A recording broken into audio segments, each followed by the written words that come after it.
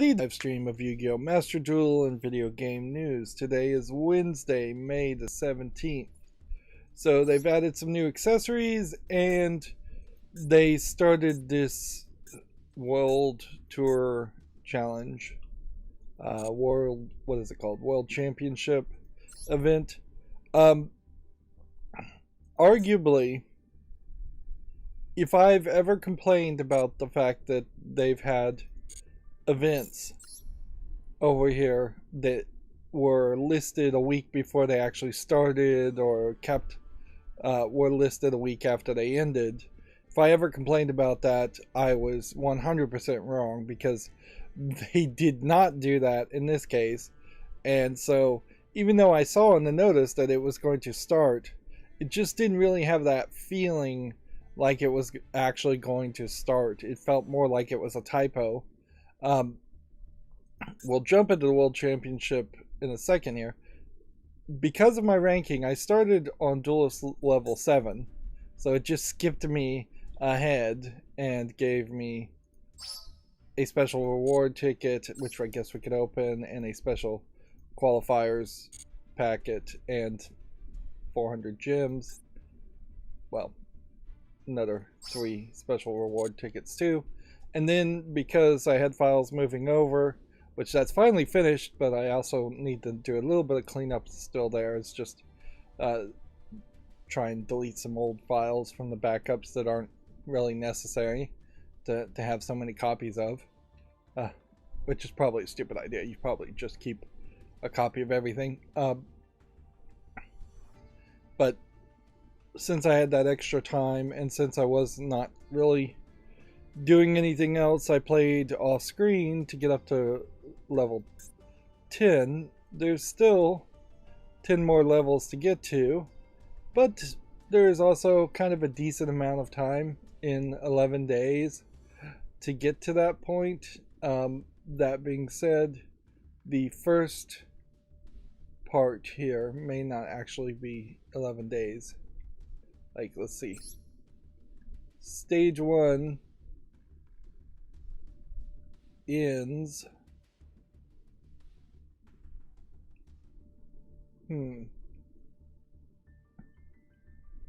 apparently not at any specific time.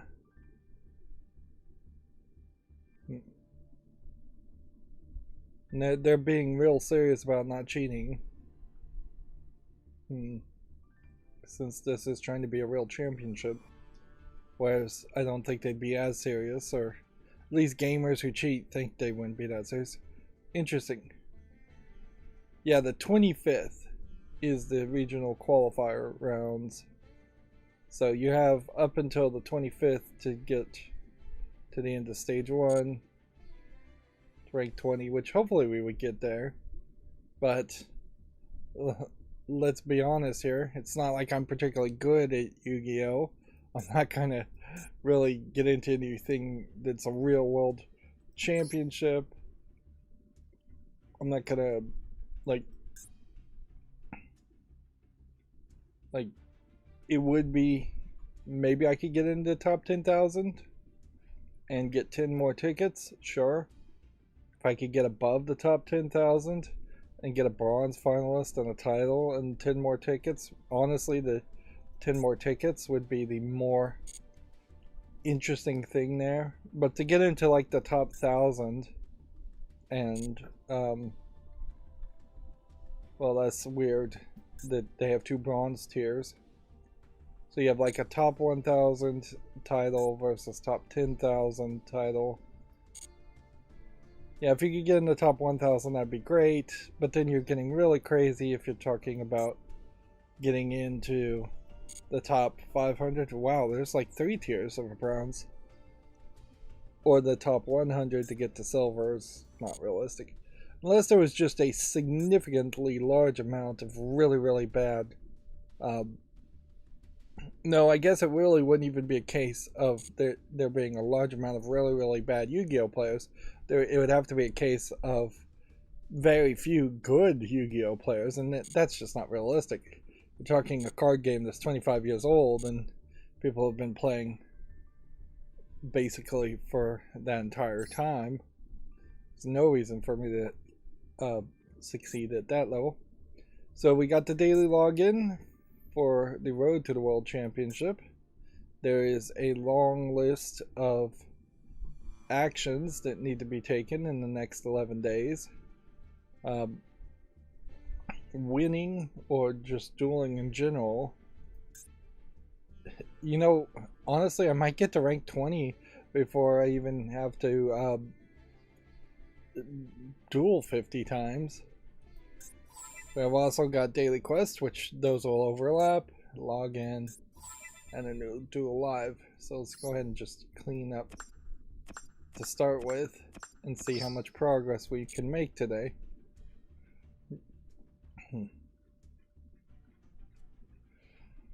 Yeah, and I guess now, since all missions will be at the top, there's just no real way to toggle off the road or the discovery missions in particular. Those are going to constantly be listed as checked, whereas everything else, once you have like a full bar, disappears.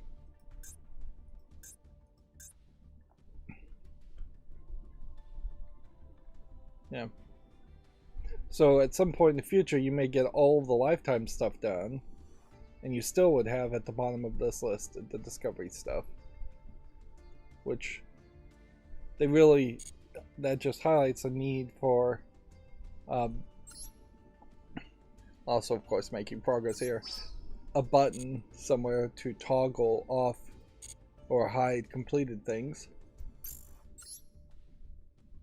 So new accessories, go ahead and buy, what is this, a Sprite blue,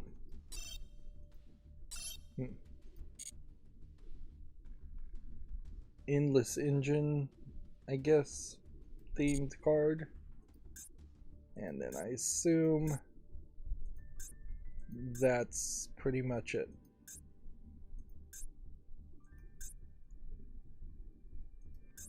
And I think it mostly would make a lot of sense to not bother to open any packs until I'm back up to like 6,000 as far as selection packs, even though there is, I think, still a pretty good argument to opening at least 30 packs here.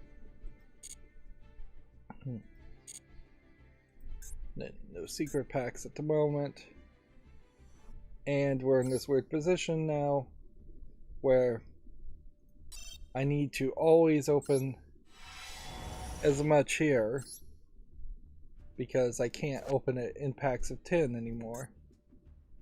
Or if there is a way to open it in packs of 10, I haven't figured out what the trick to that is. It definitely seems like they are trying to rush players into owning the legacy cards, which is probably an admittance on their own part that they really should have just given these legacy cards for free to every player. It would have been so much smarter to say, hey, for every 20 minutes you play in the game, we're going to just give you a random legacy card. And so everybody eventually, if you just play long enough, will get that amount. So does that inherently mean I have to open 5 packs here? Seems like that is the case. Now, what are the cards that are included in this pack? We see there's 4 ultra rares. Jinzo's recognizable, Penguin Brave. Number 3, Cicadia King. And try and guess. Jinzo is the only one I recognize, which means it's probably the only particularly old card. And in fairness, I'm thinking of this Jinzo, which is an older card, not this evolved form of Jinzo. Which that highlights what they probably should have done with a lot more of their original cards, is to try and bring them back. And they do some of that with like Rydo and Jinzo, things that would have shown up in the anime. but they didn't certainly do it with all the cards. And a lot of the older cards, I guess, are just not that recognizable. I'm not really seeing, though, anything here that jumps out as being, oh, this is a top tier card, particularly since right now everybody's playing the tier laments to great success and basically nothing else. And I really should just make a tier laments deck.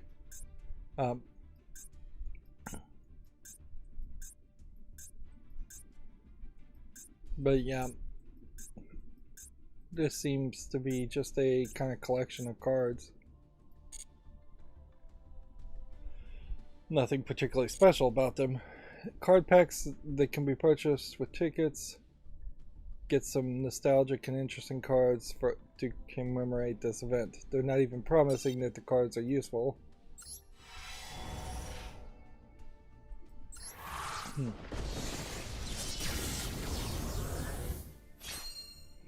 And there's not really going to be any guarantees here.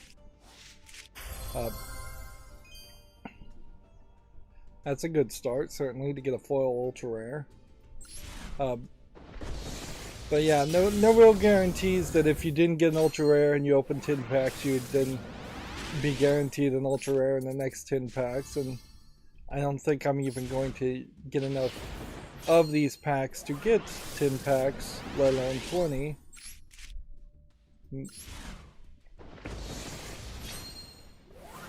It's perhaps a smart move, if on one thought, that these cards aren't going to particularly be game changers, because it would be kind of unfair to open one of these packs and then get the one card you need to get way higher in your championship challenge. That would perhaps, not unfair is the wrong word, it would just be incredibly luck based.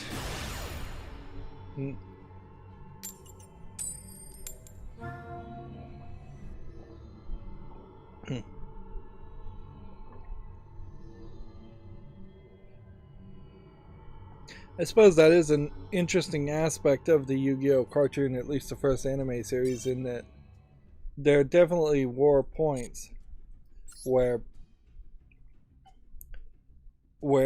the Yugi was winning better cards by defeating other people, and they were doing their whole gambling aspect, where in contrast, now that they tend not to try to promote the idea of the gambling, there's a whole new load in here that they added. It doesn't change much, it's just visual. But yeah, the idea of not winning cards and gambling in the games, but instead getting cards through packs, is not something that I've really seen ever promoted or shown.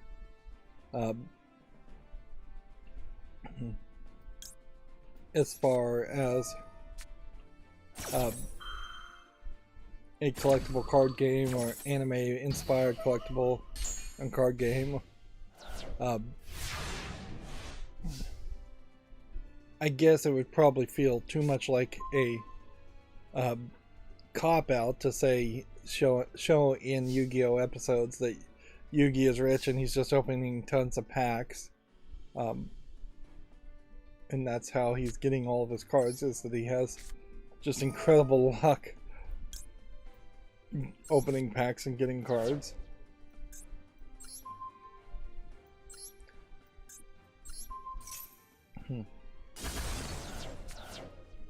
Which, ironically, that makes the Yu-Gi-Oh anime series feel much more like a deck building series than an actual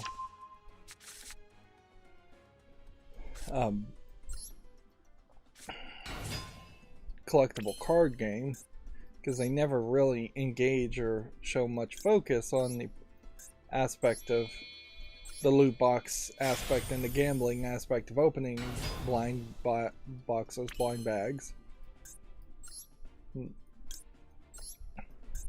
to try to get better cards. They also never really show people building new decks or looking at cards and thinking about building new decks. Let's see, do I want to summon that?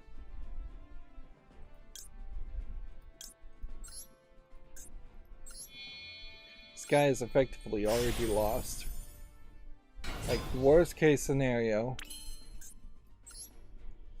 he does a Mirror Force type card as a trap when I attack and destroys this character.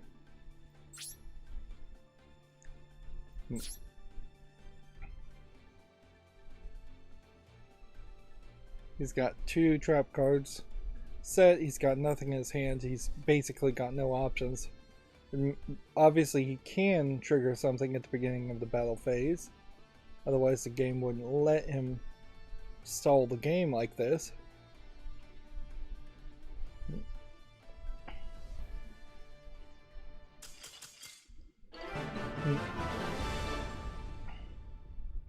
Once again, I'm going to be busy tomorrow, so I won't get back to LEGO DC Supervillains, which I really need to get back to that yet again. This has been like the worst experience so far of just not focusing. So 2 legacy packs, which is quite a lot, and 8 gems, which is arguably not enough. Yeah.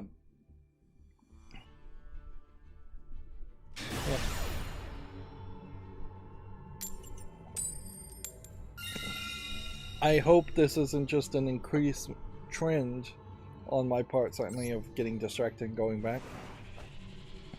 I'd put up these smart LED Christmas lights. They were kind of more designed to be on Christmas trees than outside, and I had just gotten them hung up. They had been poorly drooped outside for a couple months, perfectly fine and working, and then I had just put them up hanging on clips on the underside of the roof. So, and now one has broken. What I suspect has happened, and I don't know the exact source, is that one of the diodes burnt out, and when the diodes burnt out, they often will short depending on the type of LEDs in them and the wiring. These are 2811Bs, I believe, individually addressable LEDs, which, as far as this whole idea, the fact that it's individually addressable, that you can change the colors and do different patterns, and it has a decent controller, I won't say good, for that with different patterns pre-programmed in, really elevates the idea of having Christmas lights all year round and being able to change the colors and make them more regionally appropriate, instead of just being doing the old thing, which would have been just to leave Christmas lights up and then not turn them on except for during the month of December, which doesn't really quite give it as much value as it really should.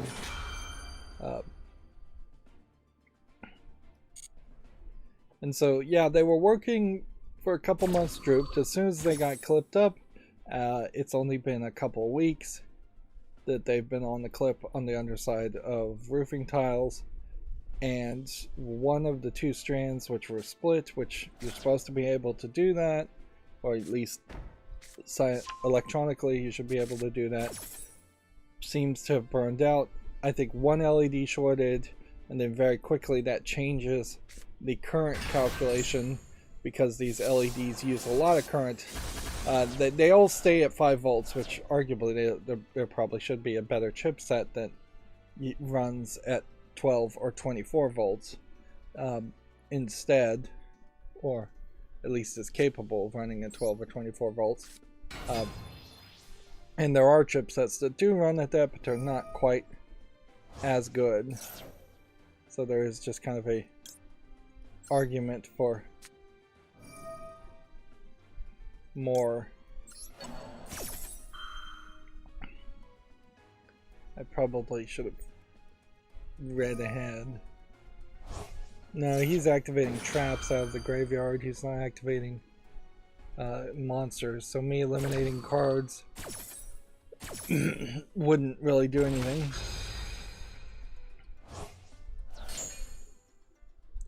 Yeah, so one LED shorted out. That changed the current process, probably putting more of a current strain on the rest of them, which caused the next one to short out, which then creates this very quick cascading effect. Honestly, this potentially happened over the course of just a few minutes in the middle of the night.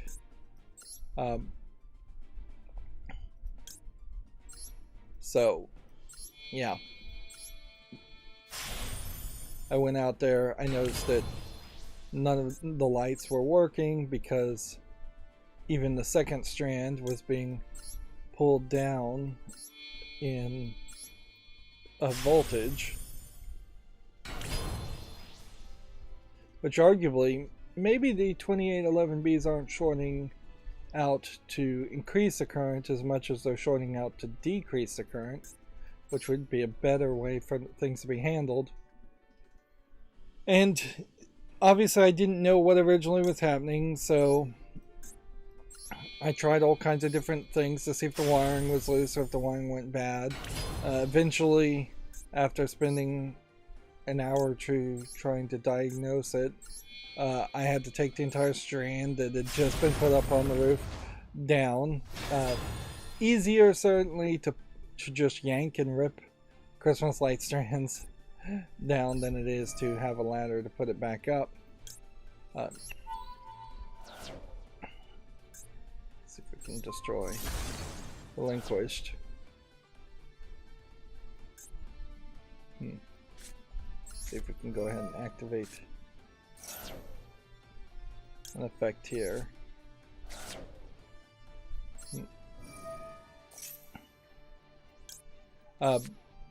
And so then I started to chop up the LED strips, which for those kinds you should be able to do that.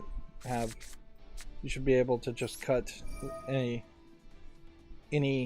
one LED off the beginning or end off and see if possibly that would have been the problem, which there's definitely an argument that the first one in the circuit should be the problem, or the last one in the circuit should be the problem if there was a water damage or short circuit. And almost certainly, yes, the first one in the circuit was the first one to burn out, but I didn't get anywhere with it. I do know that the LEDs on the roof were folded back just to hide the extra, and so it's possible that even having two of the LEDs just on top of each other created a situation where they overheated each other, because they definitely can get hot. I mean, it hasn't been an incredibly hot spring so far, but on a roof 10, 20, 30 degrees hotter, it's possible that they overheated. It's possible that water got into them because it wasn't particularly the best waterproofing setup, although I didn't really see any indication of damage. I did see that one light looked like it had roofing tar on it, so it's possible that light got overheated. I mean, almost certainly it was originally a heating issue that caused it to short out, because it wouldn't have roofing tar on it unless the roofing tar was hot enough to still be hot and sticky. So yeah,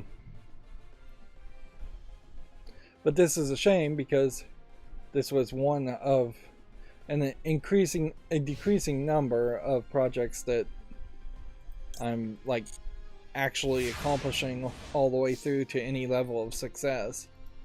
versus just giving up on projects halfway through. And certainly it can be very frustrating.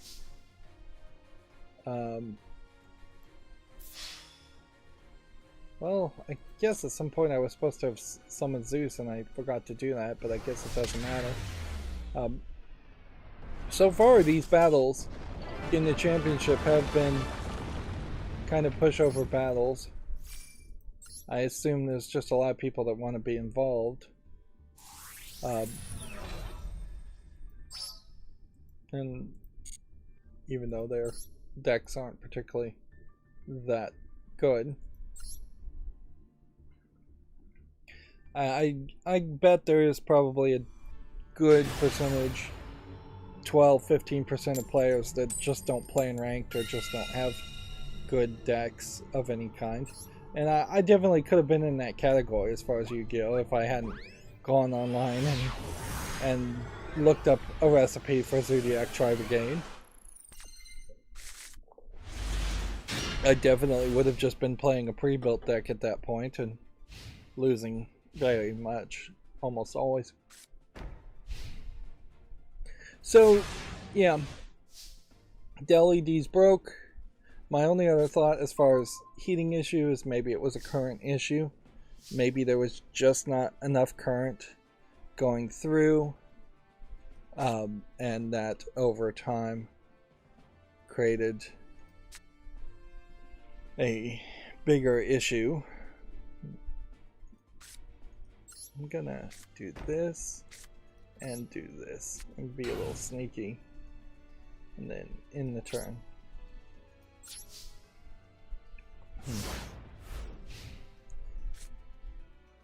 Yeah, so I was thinking I was just gonna wait till after Christmas, but when I started to look at trying to find replacement parts, like the fact that you could get any Christmas lights for sale at this point in the middle of the year or at the beginning of the year is kind of crazy. And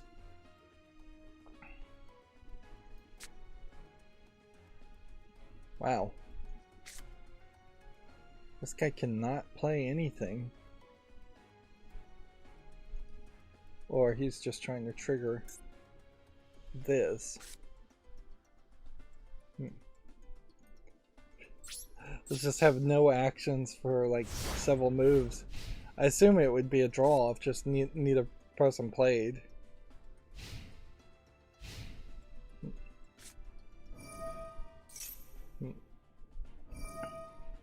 Or maybe he's got some crazy strategy that he just started.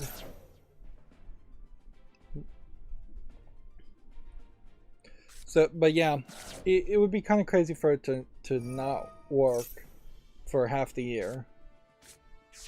Because then the overall experiment of having Christmas lights around the whole year and seeing how many seasons that would work on starts to fall apart. Let's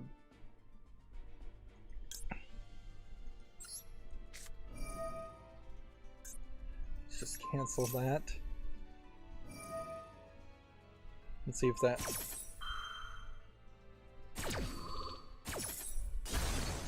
ruins his special summon.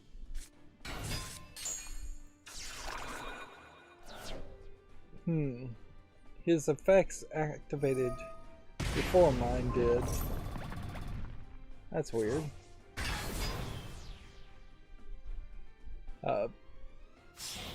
But yeah, if I didn't try and fix it now, it would ruin the experiment and delay the experiment for at least half a year, just to see, will this ever work?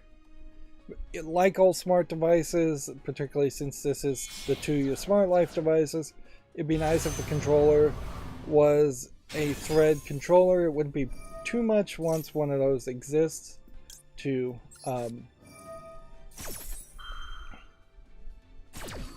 swap things out. So the actual LED strands aren't really an issue there as much as the controller is.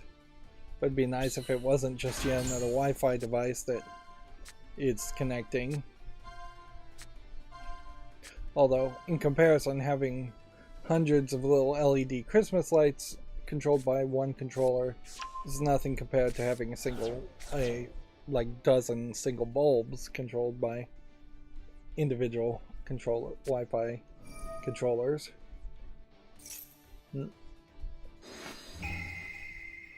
But yeah, so it was a twofold reasoning that caused me to say, hey, I better fix this now, or try to fix this now. Now, noticeably, I also have to admit that it was my neighbor who brought his ladder over since I got rid of mine, that hung up the Christmas lights and was very kind to do that. And within a week, I've now ripped them down. So I seriously doubt he's going to be super happy to hang the Christmas lights once again.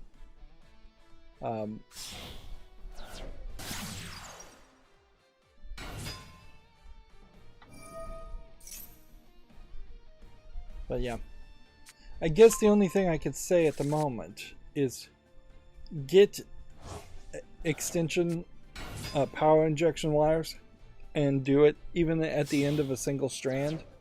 There's a nice little snap T there, and I'm gonna probably try and heat shrink over the whole connection after that, although that may be a mistake too. I'd also say heat shrink the very end of any LEDs wires anyways, just for extra safety. That would almost certainly be a smart move to go with. Also, it's just to try to add as much waterproofing. And the types of LEDs that I've gotten are really just little, look like glue blobs connecting the wires together, whereas it probably would make a lot more sense to have much bigger but far fewer light bulb looking LEDs, which they sell those. Fewer LEDs in general is probably the best way to go because of the power issue. So you're going to have like a fairly sparse experience, or relatively sparse. You're not going to be able to have a LED every 1 inch apart. It is also worth mentioning for anybody who cares about this, which is, I bet not that many since it has nothing to do with video games. A timer might do you way better. If you can find a nice strand that has some nice patterns that you like, and those patterns can work generally 365 days out of the year, or if you go only white, so just solid white Christmas lights, they don't even have to be LEDs, a smart plug on that strand might get you 45% of the way there. It doesn't give you the fancy patterns and the colors, certainly, and those are very nice, but just being able to have your lights around year round, and then they come on at night and they go off. Although at a certain point, do you even need a smart timer, a smart plug at that point?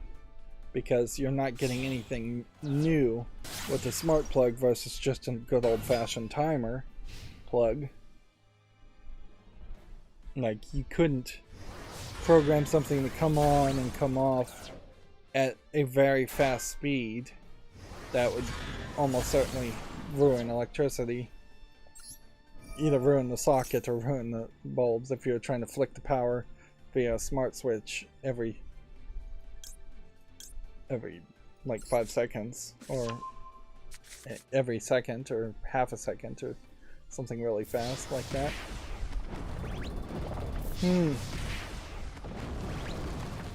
Despite my attempts to ruin his strategy, he still managed to get enough to do a 1-turn kill. And if anything, that probably is a statement on how my deck, if I get the bad cards, does not play well and is probably a little unbalanced.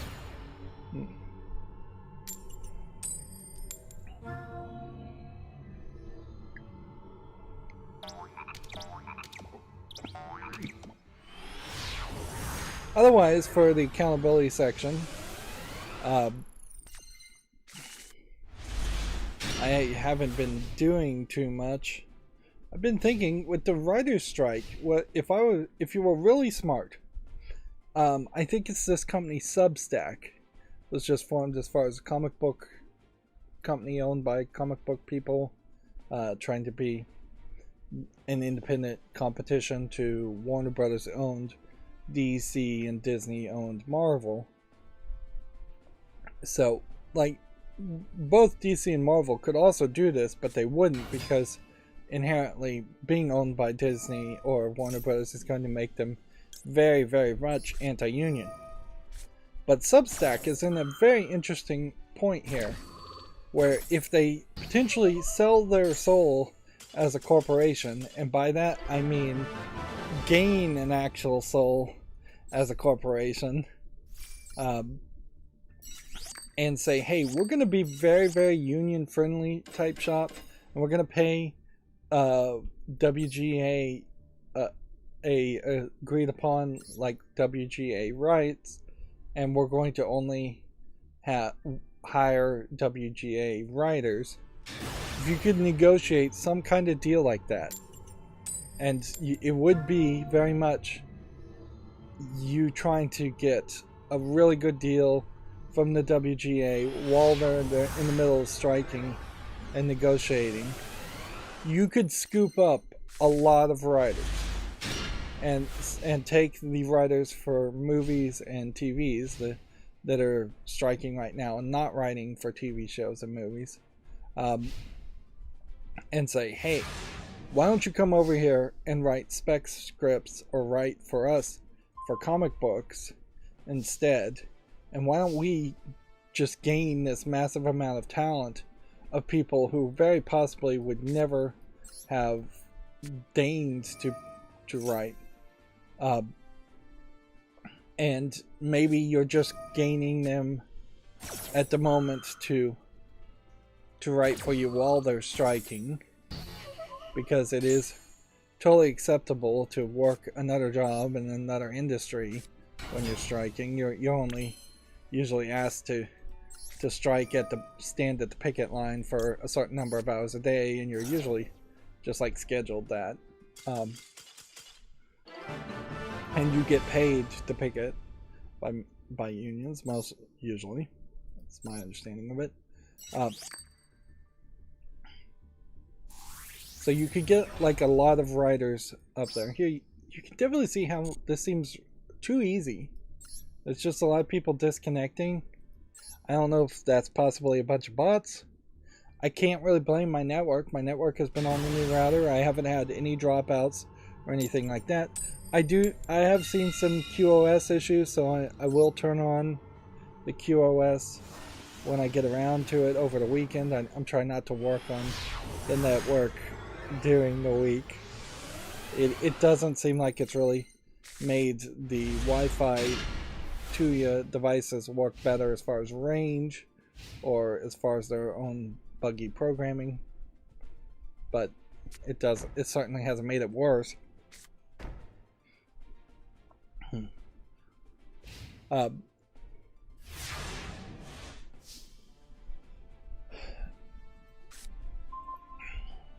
But yeah,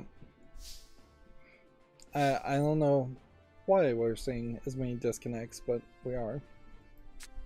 But anyways, yeah, I think Substack could pull off an almost genius move there, get some writers and bring them into the idea of being writers every now and then for comics, and try to massively improve the amount of writing. Now, here is where that idea has its major caveat. First of all, you have to assume that writers for TV shows and movies are in any way the same, as good or better than writers for comic books. Which I would argue that the general average writer for a TV show probably is slightly better than a writer on a comic book, because you inherently have to just assume the writers on comic books aren't that good, with a few exceptions, in that they are writing less lines of dialogue. It is very much an apples to oranges comparison. Like 1 month of work as far as a comic book is to write like 16 comic book pages worth of dialogue, whereas a writer in a TV show usually has to write an episode within less than a week, and in that episode you're definitely probably doing somewhere, I would say at least 30 pages to maybe even 200 pages worth of dialogue. But even in saying pages, it's not apples to apples. 16 comic book pages is probably the equivalent of like 2 pages of what you would write in just a regular writing vernacular. So, yeah, I do suspect that TV writers could write a lot more, and inherently just by writing a lot more, I suspect they would be better. That being said, there is also the caveat that the amount of writing may be better, done faster and more efficiently in TV shows on a weekly basis. But the expectations of quality in an individual episode of a TV show may be considerably less.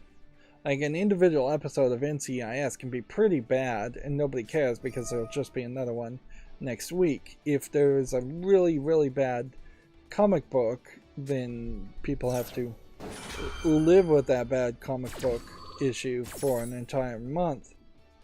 Also, TV shows are written in writer rooms, so it's not usually one person writing an episode.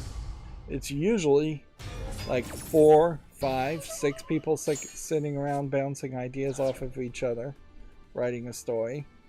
And so you definitely couldn't do that in comics. It wouldn't be the worst idea to try it, certainly, but you would almost have to start making comics on a weekly basis to justify having a writing room of 5 or 6 people working together to write a comic. Honestly, though, that's not a terrible thought.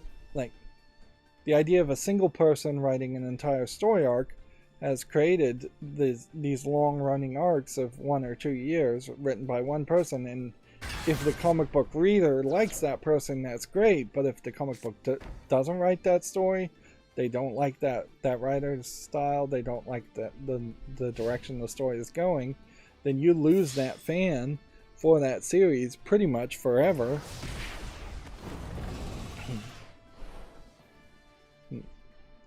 Now, unfortunately, if you were to say bring in a bunch of striking WGA people to Substack, and this is all just headcanon fiction, like this is just a thought experiment. If you were to bring in the writers and they actually could write comic books and do a great job, which I think there's a decent chance to experiment there, you could only bring in so many. So you probably are talking 5 or 6 people to say, hey, we're going to bring in these guys.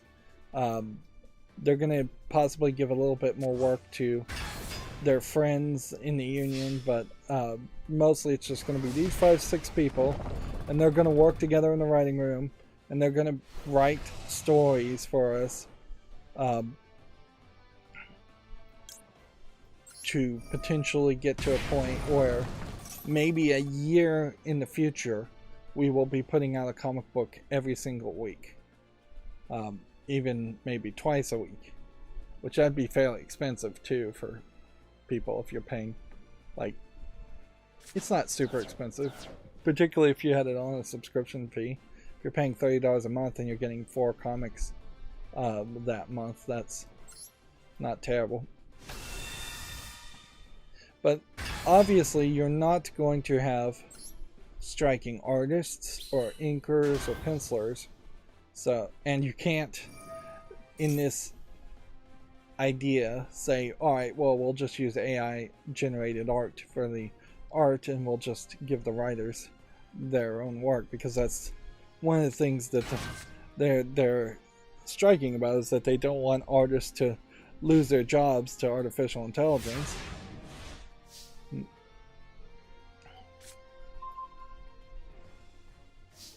So you would have to severely scale up and pay artists to draw a lot more, hire a lot more artists in general. Okay, I'm gonna hope this works. It's probably a bad position to put that in.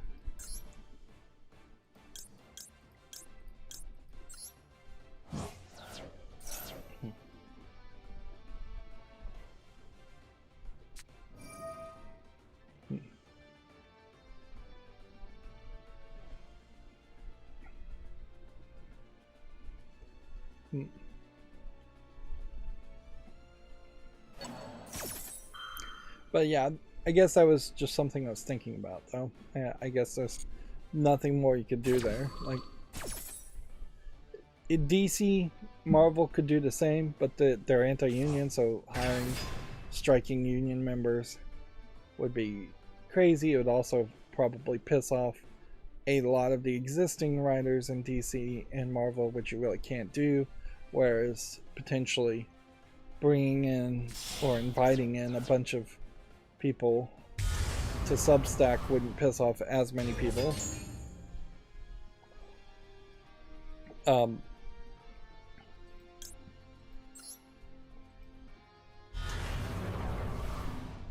You would have, this really would be one of those actions like early days Netflix, where you would just put an infinite amount of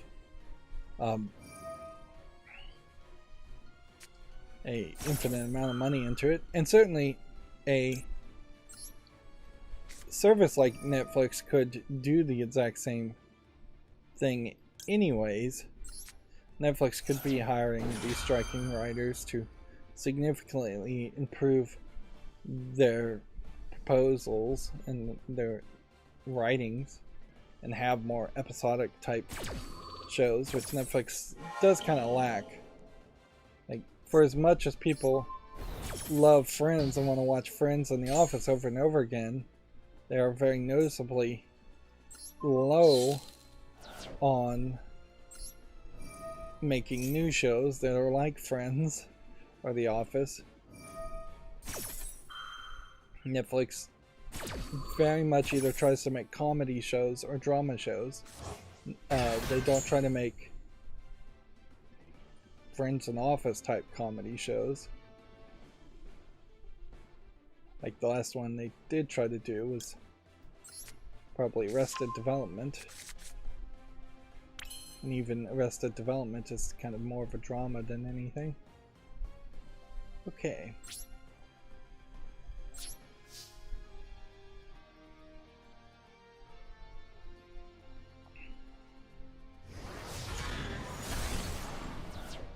Do we have this? I think it's going to severely depend on what happens here.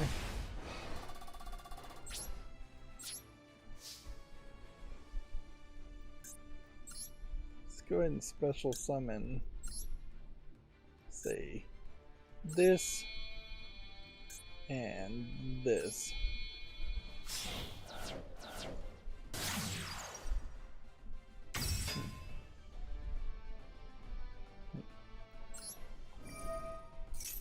My goal here being to have a stronger character on the field, and this may be a very roundabout way of doing this.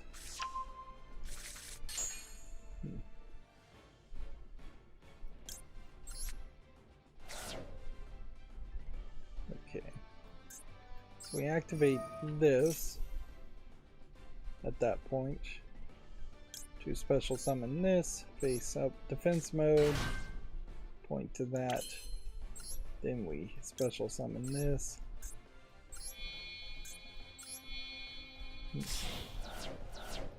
Here.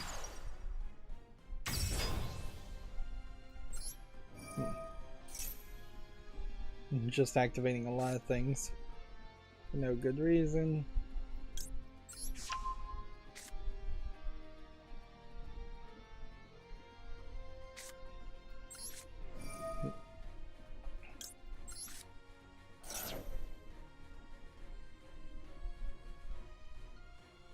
And what I'm doing now is arguably very dangerous, and that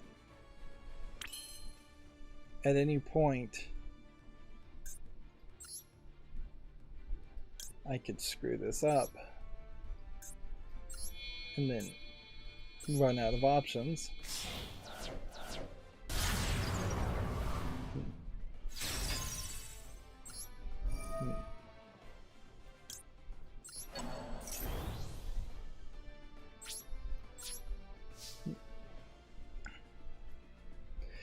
And arguably I could have done some of that before I attacked.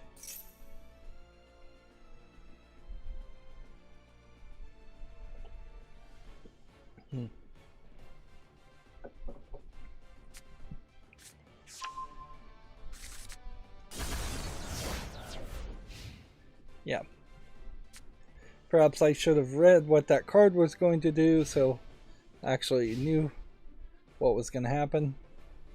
He does have two cards. If he couldn't play either one of them, that'd be weird. So I've just been defeated because of that one card in the graveyard. My only hope would be possibly to negate this effect and reduce his attack to below 1900.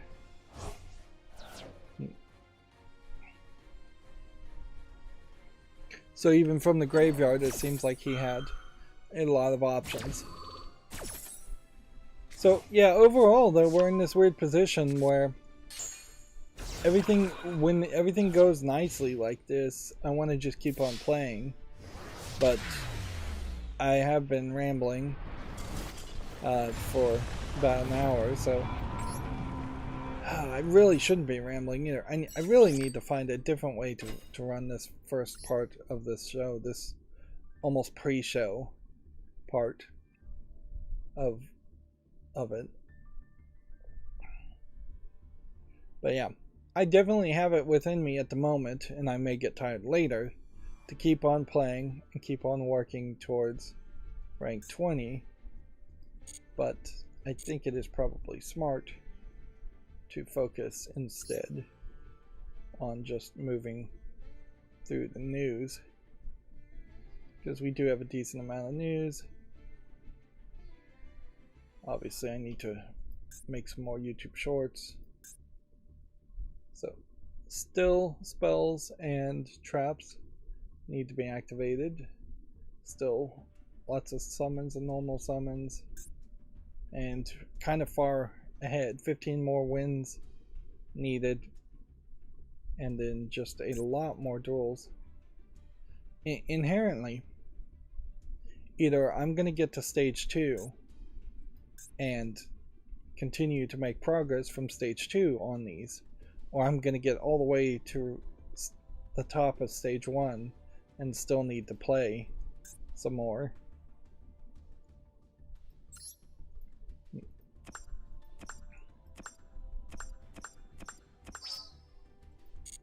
Another 450 gems, putting us kind of close to that 6,000 mark, although It's also not really necessary to open packs here if we are just also getting bonus packs here to open and bonus packs here to open.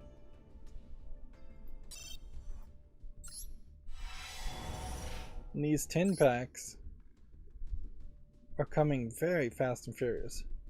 Definitely feels like they want to create a situation where legacy packs either are absolutely worthless or they can stop giving away legacy packs. I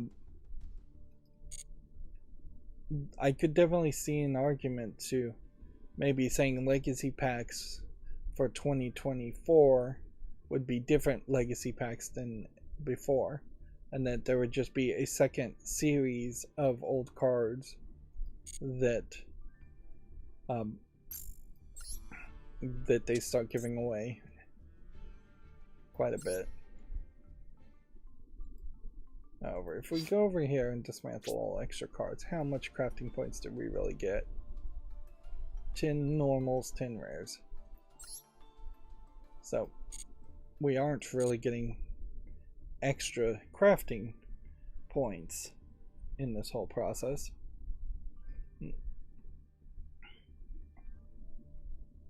Alright, well, then let's just start talking about the news.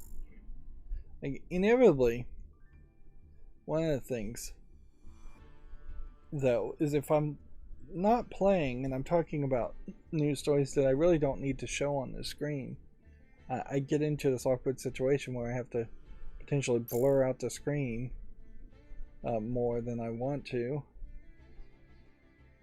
Alright, let's see. Alright. So there's not seemingly a great reason for this other than Steam Deck is being treated more like an actual product, but they have released a new Steam Deck video. It's a 30-second video, and frankly, show don't tell. You can see that there is a lot of reviews there, although noticeably they did point out Chunky as another review. Noticeably also, the latest Steam sale was introduced by that male-female team who seem to be the new faces of Steam. They definitely seem like they are pushing it. This is all these are positive, except for the last one that says Chunky, which is not so positive. It's an interesting comparison here to have a Steam Deck in a car next to an infotainment system that potentially could also be a screen to play video games, although car infotainment systems tend not to want to do that. And this is kind of a great example of the problem of sedan and smaller cars with big infotainment systems. They are just not designed to have giant screens in the middle, and legally they're not allowed to block the window, so you can see how the edge of the window is exactly in line at this angle with the top of the screen. But yeah, it definitely seems to me like they are treating this like a product and actually doing advertisements, which is something Valve really didn't do for the Oculus Vive or the VR stuff. As well, they probably did make some advertisements, but it probably was a little bit more nerdy and more technical. And whereas this feels very much like we're going to make an ad that looks like the Nintendo Switch and feels like the Nintendo Switch and is speaking to people who would want to have a device that looks like the Nintendo Switch or feels like a better version of that. It'll be interesting certainly to see what the next Nintendo console looks like and see if the Steam Deck is anything close to that. This isn't really, though, an announcement of anything. It's not improved versions, lower price, or anything like that. You could have imagined that maybe that ad would have had a lower price announcement on it. If anything, it's maybe an announcement of more availability. Now, there was something else there that caught my eye, and I've forgotten what I was going to say, so probably I'm going to have to just move forward. Tears of the Kingdom has established great success for itself, and unfortunately established a new standard in being able to make a $70 game running on the Nintendo Switch, the weakest of the consoles, and people being willing to buy it. Now, arguably, you could always say, well, that's because it's Zelda, and Zelda is one of the best series ever, and it's coming right off the heels of Breath of the Wild, which was very popular, even though I personally didn't finish it or like it. But yeah, it definitely establishes a precedent in a lot of people's minds, or at least a justification in a lot of publishers' minds, that $70 is the way to go. Which, people aren't getting paid more, and $70 doesn't feel like it is less money than it felt like it was a couple of years ago, or 10 years ago, or 20 years ago. Heck, when I was a kid, if you'd given me $70, you would have effectively given me $1 million, as much as the smaller amount of things I could buy. That is an interesting thought experiment. When I was a kid, if you had handed me cash, there would have been no internet to speak of. I wouldn't have had internet access. The internet would have existed in some form. The internet is actually particularly old, but there really wouldn't have been a World Wide Web or website, and there wouldn't have been a place where you could really spend money or a way to send money, because I wouldn't have had any kind of checking or credit cards, so or anything like that. So yeah, if you were going to send money, you would have had to send it via Western Union to a place, or mail a check in the mail to somebody. So I couldn't have bought anything online, so I could have only gone to toy stores, and there would have been maybe 1 or 2 toy stores in my area. I would have had to have some parent drive me there, or somebody else drive me there. And with $70 burning a hole in my pocket at a toy store, I could have probably bought quite a bit of toys, or at least 2 or 3 video games. If they were brand new AAA games, I could have probably bought 5 or 6 if they were kind of bad games.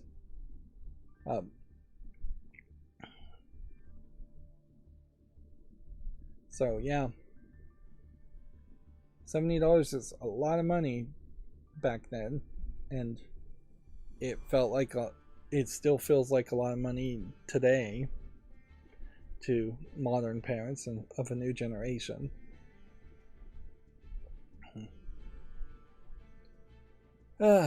But yeah, that's weirdly the only thing I really have to say about Tears of the Kingdom. It seems to be reviewed very well, but nobody's really spoiling anything or finding any flaws in it, so I'm not really expecting too much flaws to show up.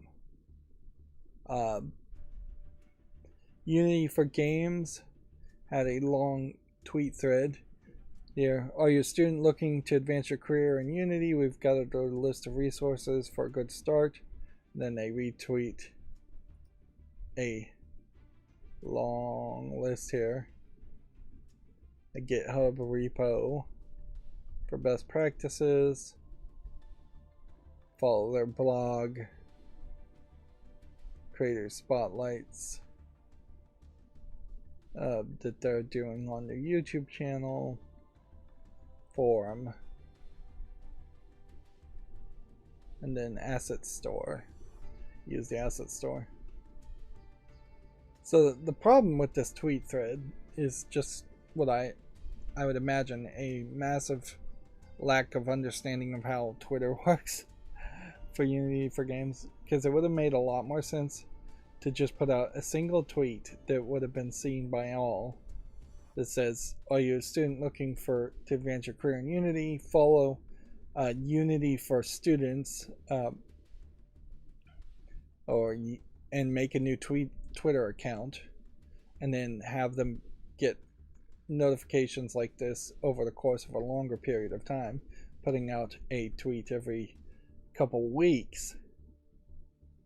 Or if you don't want to make another Twitter account, I mean, since they already have the gold check mark, they could get another Unity for Students account pretty easily with a blue check mark. But if they didn't want to make a new Twitter account, they could have just said,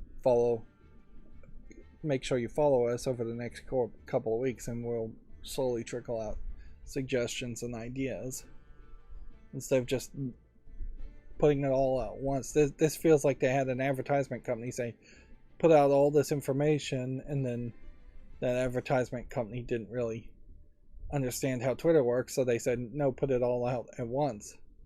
But the vast majority of people are just going to see this original tweet, and then the entire thread is going to be truncated down to the last two tweets. So 2 through 5 completely overlooked.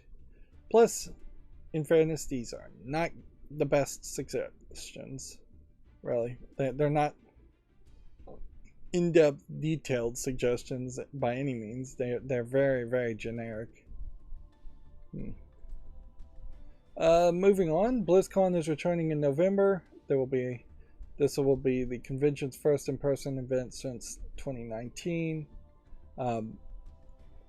I guess it probably makes sense for Activision Blizzard to continue to try and do BlizzCon. It seems like they made a lot of money either selling digital tickets when they weren't in person or selling tickets to BlizzCon, and they had, I think, a pretty great scam going where you would get a exclusive mount if you bought a digital ticket or went to BlizzCon in World of Warcraft, and people really were interested in that idea. That being said, here we can see a picture of the old BlizzCons, previous BlizzCons, and you have Overwatch, which is dead, replaced with Overwatch 2. You have Hearthstone, which is mostly dead, but still around. I think this is probably Heroes of the Storm, which I think is pretty dead.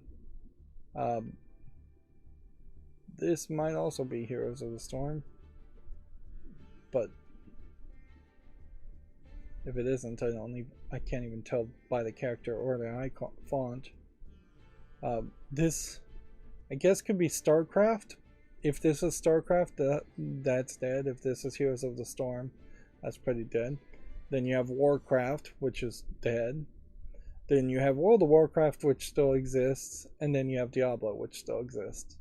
So you have more dead franchises or replaced franchises in the case of Overwatch 2 than you have thriving, successful franchises. You pretty much should just draw a line through here, StarCraft and Hearthstone and Heroes of the Storm and Warcraft, and really just would have a BlizzCon around Overwatch 2, World of Warcraft, and Diablo. On top of that, they just canceled a lot of the single player versus event type content for Overwatch 2. They've just given up on it completely, saying basically Overwatch 2 is going to be exclusively player versus player, which honestly I would have told you it was exclusively player versus player always, and I don't know if there ever was any kind of player versus event or single player like content in Overwatch 1, but it definitely never struck me in my mind that any part of Overwatch would be anything other than team-based player versus player type content. Moving on, EA's college football rival will pay football. Um, what does FBS stand for? I don't know. Players for the likeness. FBS is college football people. Now, they're saying this like this gets them good press, but inherently this just highlights the fact that EA was not paying people, college football people, for their likeness, and EA was at least complicit in the fact that football players, under their rules that they can't make any money at all, which is, I mean, man, it may be fancy slavery, but it's certainly slavery when you're saying you can be on $1 million making video game, have your likeness on $1 million video game, but you can't get any money for that whatsoever. Otherwise, you would be technically a professional football. Otherwise, thus you can't be in the college football leagues. And inherently, that rule was just ridiculous, anyways, because people were getting all kinds of kickbacks and gifts and things. Anyway, so there was, or at least promises. You're really not weeding out any corruption. You're just like keeping all the money themselves, and that's inherently the part that needs to be pointed out. That's the big point to be pointed out, is that FBS and the NCAA football were getting paid for the likenesses of college football people, but they were not passing that money down to the people who actually own those likenesses. And at a certain point, this is a great example of author rights and just like moral rights that the European Union and Europeans think about in their law system, to say, hey, wait a minute, this person can't just enter into such a terrible deal like this that they could for their entire life sell their likeness when they're a college kid and allow somebody to some other corporation to profit off of it for their forever. As far as moral rights, I think that's the phrase, is moral rights.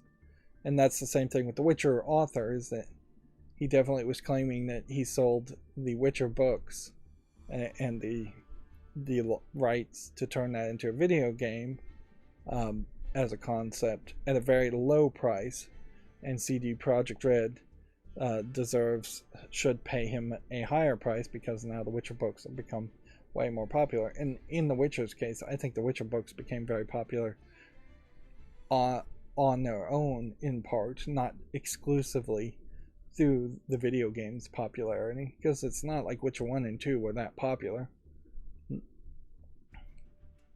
But yeah, don't take this as a good thing. This is literally a neutral news story. They are doing what they should have been doing from the beginning, only because the NCAA people finally were forced to actually pay the actual football people for their likenesses and their rights. Now, there is also a counter argument that could be made, that how important is it really for somebody to look like anybody recognizable in a football game? You could very easily just make random AI generated people that have random names and have a football game, and have that football game last multiple seasons of football, instead of trying to sell the same game over and over again every year. The stats are pretty much made up.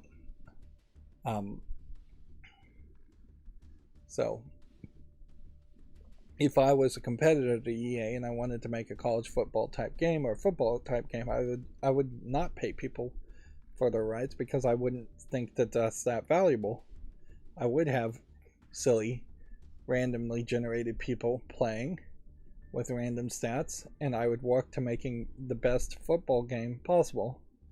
And we probably would just make a custom character customizer where you could make your own characters if you wanted to.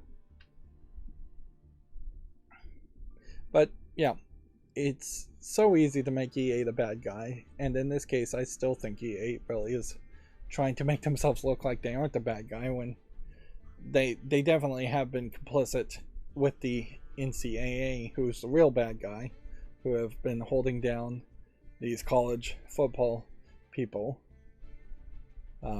and withholding opportunity from them to profit from their own likeness. Moving on, I didn't like The Expanse, but seems like a decent enough people do. Also on Amazon Prime Video is the Mario movie. If you missed it in theaters, I didn't want to watch it in theaters. But the Telltale, I believe this is the conclusion of The Expanse in video game form. Game has a release date now of being in July 27th for PS4, PS5, Xbox Series X, Xbox One, and PC via the Epic Games Store, not Steam. Yeah, I assume that this is a new story that wraps up the TV show, or it's a side story to the TV show. It very well may be a side story to the TV show, not a wrap up. But I don't think there's going to be any more of The Expanse in live action made. And I'm definitely filled with a little bit of sadness as far as my love of sci-fi, which is definitely not universal, in that every time somebody tries to do a new sci-fi series, it flops fairly terribly and never gains the groundswell fandom that it feels like it should. There just aren't that many sci-fi fans out there, frankly, and they've all been divided into being obsessed with Star Wars or Star Trek so much that they won't give anything new a chance, or stick with anything long enough. Yeah. Of course, there are new Star Trek series and maybe a new type of sci-fi fan that are enjoying those series, but I don't know if they are rabid enough fans for what sci-fi really needs. I think the biggest problem is that there aren't just enough sci-fi fans in executive positions that make the decision whether to cancel a show or not, in video game, in TV and movie production. Moving on, Nintendo is delisting Pac-Man 99 later this year. This would be 2 years after it was just over 2 years after it was released. Once again, highlighting that Nintendo has zero concern for having any kind of online service that's worth anything, or any kind of online servers or process like that. This could be the beginning of the end, and we start to see them delist or shut down servers for all the Switch games very abruptly and very quickly, although it's insane that they're doing this before they even announce a new console. You could maybe argue that these servers were particularly poorly programmed and they just did require a lot of maintenance, but honestly I don't think it was that much. I think this is just a case where the accountants at Nintendo see that it's costing him some amount of money, even if it's an insignificantly small amount of money, to run servers, and so they said, we don't want to spend that money, let's just shut down the service. And At no point in Nintendo does it seem like the advertising departments ever get invited to meetings, because if Nintendo did have an advertising department, they would say, wait a minute, this is bad for public relations and this is going to be received incredibly poorly. 2 years for an online only game is far too short. And there definitely is an argument that there should be some laws out there. I could see the EU saying, hey, if you're going to make an online game, you have to either refund everybody when the servers are shut down before 5 years. 5 years would be, I guess, a good point to say, hey, you either refund every single person the full amount of what they paid if you shut down the servers and your game is more than 51% online content,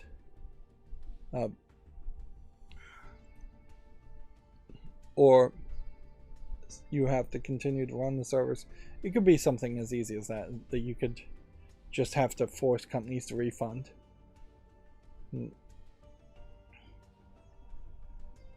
But yeah, Nintendo clearly not trustworthy as far as online services, and or just trying to maintain the happiness of its fandom.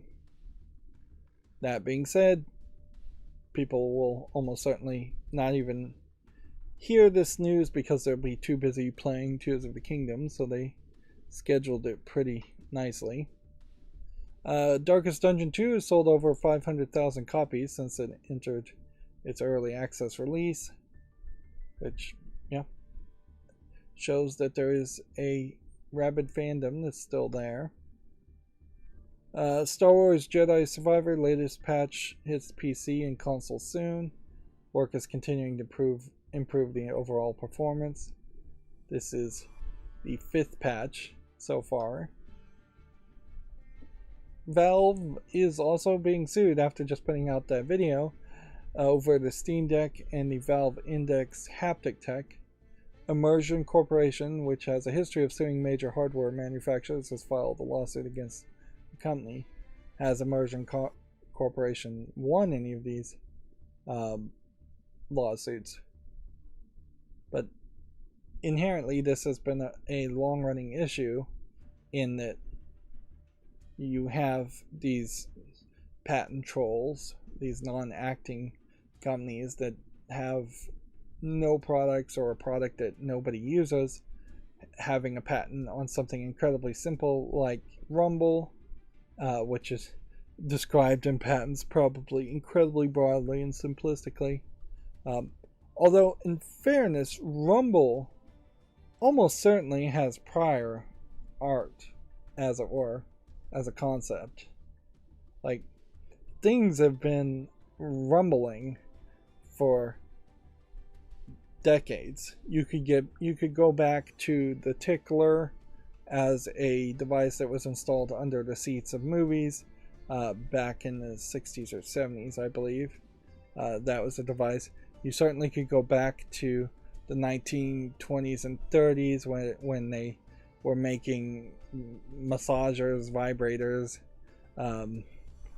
for hysteria and for women. Made up diagnosis of hysteria. So yeah, something vibrating in general, intentionally, has existed for such a long time that the idea of Rumble should not have a patent on it. And I personally do not care how complicated or unique your rumbling technology may be. None of it deserves a patent because none of it is specifically that complicated that it needs to be protected as an idea. Nintendo HD Rumble as a concept, they talked about that so much, but I never felt it in a game where it felt like it was actually particularly good or worthwhile. And even that HD Rumble concept and technology doesn't really deserve a patent. As highlighted by The Verge, Immersion claims that Valve has infringed the haptic tech patents, of which there are many, with the Steam Deck and Valve Index, which incorporated Rumble technology and support titles with haptic feedback features. Specifically, the company claims that Valve has been capitalizing on immersion's innovation and success by selling and otherwise monetizing video game systems, controllers, games, and other applications that infringe on immersion's patents. It also suggests the presence of haptic tech in both the Steam Deck and the Valve Index provides users with a richer and more immersive experience. I can't argue against that. Certainly, I think Rumble does, by a very small percentage, maybe 1%, give you a richer and more immersive experience. But it is such a unnecessary thing that a lot of games you could play and never have the Rumble on and never know. Very often I'll play a 60-hour game and there will be one point where the Rumble goes crazy and I'll go, oh, there's my controller rumbling. But almost certainly the game has been rumbling the whole time, but it's usually so subtle. You'll press A to jump and you'll feel just the tiniest of a fraction of a rumble that you just don't think of it. It was definitely a gimmick when it was first released, but now it's just very commonplace.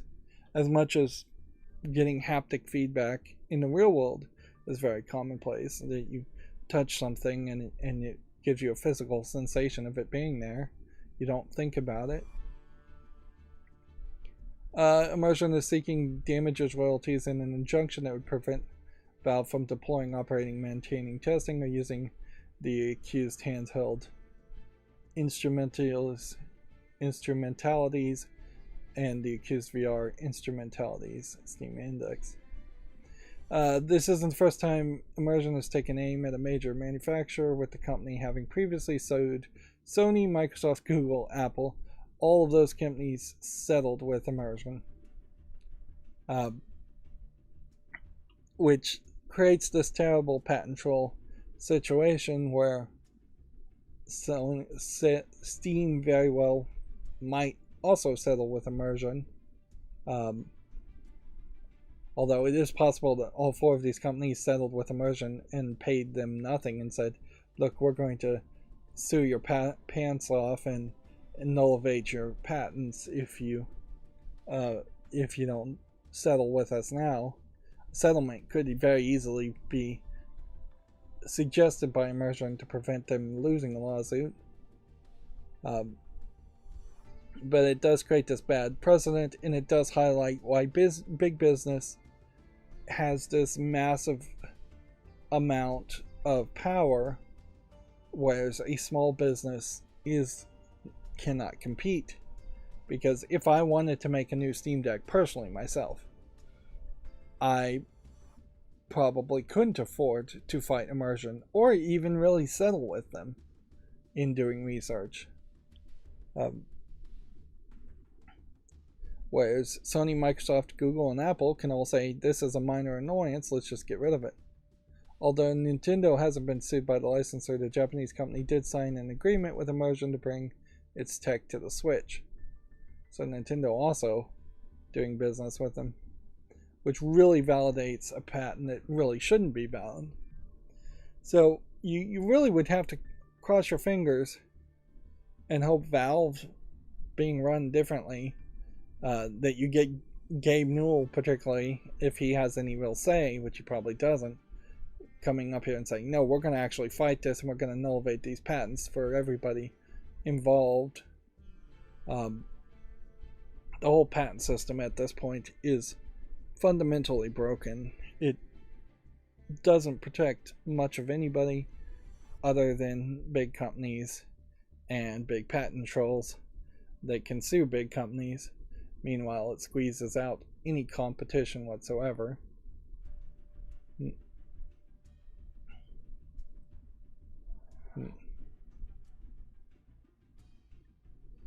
Yeah. At a certain point, if they had to make a Steam Deck without Rumble, probably wouldn't be that big of a deal. I suppose it is also worth mentioning that the video they just came out with for the Steam Deck is right after the Asus ROG Ally, I think was what it was called, was released, so perhaps they are seeing that as direct competition. That being said, the Asus Windows 11 portable Steam Deck competitor type device really didn't set anybody's pants on fire as far as being interested in it. It didn't review well and had incredibly poor battery life as one of the major problems, and just not really great performance for its battery life. Valve is also tweaking how it reports Steam traffic to protect player privacy. The company has said privacy first approach means devs will need to accept some trade-offs. So Valve is introducing new Steamworks tools that will affect how traffic data is presented to game developers in Steam. The company says the new tools have been built with player privacy in mind and noted an approach that means trade-offs have been made that will limit how specific some reporting can be. This possibly will change how the SteamDB works as a website. In most cases, it simply means that any traffic sources that are below a threshold of volume will get reported as other. We intentionally don't collect or store demographic information about users such as age, gender, or race.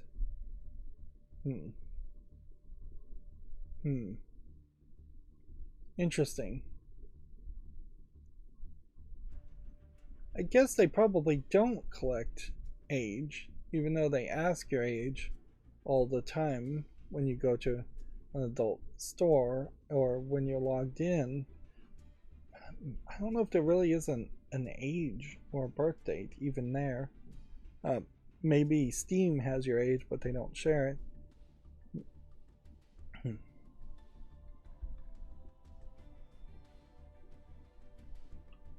Some of the most notable tweaks include updates from Steam's UTM system, which helps developers measure the effectiveness of their marketing campaigns.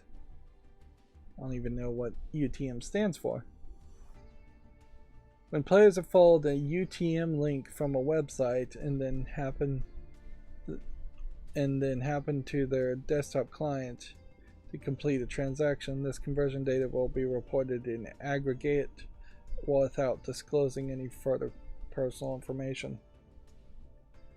Which, yeah, in general, this seems to imply to me that before, when somebody clicked on a link and purchased a Steam game, that was you were getting a lot more data, but now they are restricting that somewhat. The ESA is back at it again with trying to promote video games, which is their job as a lobbyist group. Although I imagine they're not having the most amount of success at the moment, as far as just, I doubt the Biden administration run by Biden cares too much about video games or to promote video games, and I doubt anybody else in Congress or Senate or House of Representatives cares too much about video games at the moment, which might be the best case scenario, frankly. Just keep government out of the business of censoring video games, and that's the best case you can expect. I doubt video game companies would ever start to get major charters or incentives or tax rebates or anything like that. Although in this case, this is yet another example of people apparently not understanding how Twitter works now. Maybe Twitter changed how it worked, and that they have made these super long tweet threads. Although it is, I guess, somewhat more acceptable in this case that the ESA is going on a long tweet thread, because noticeably the ESA did not pay for a blue check mark or a gold corporate check mark, so they don't have the feature to do longer tweets. Although inherently, Twitter as a whole system is broken if the only way you can finance it is by forcing people to break tweets up into these long chains, which also that breaks the original concept, which has long since been broken, of Twitter, in that you were supposed to be putting out short, concise ideas, not long tweets.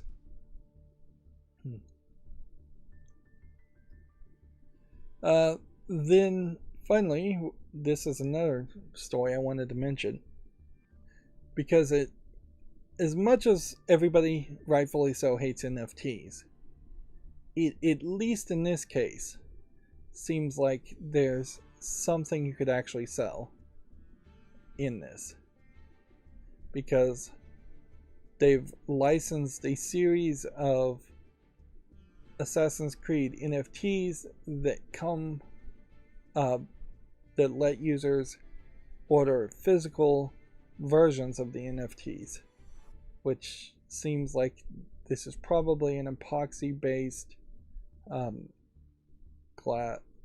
glass cube or plastic cube with a little figurine on the inside and a little platform. It is possible that this is actually, let's see if we can get a bigger picture. There you go. It's possible that this could have been done with lasers, so that there wasn't an actual piece of plastic on the inside as much as there was a just image 3D lasered into it. But no, I think this actually is just a piece of plastic looking at it. So it's a little plastic doll, a little plastic toy that you can't handle outside of the cube and you can't pose or play with. It does seem like it comes with a little QR code for the NFT things, thus the background art. You see there's apparently a numbering system here of like 500 that they're going to sell, which inherently that makes you assume that there will be 500 physical versions made too.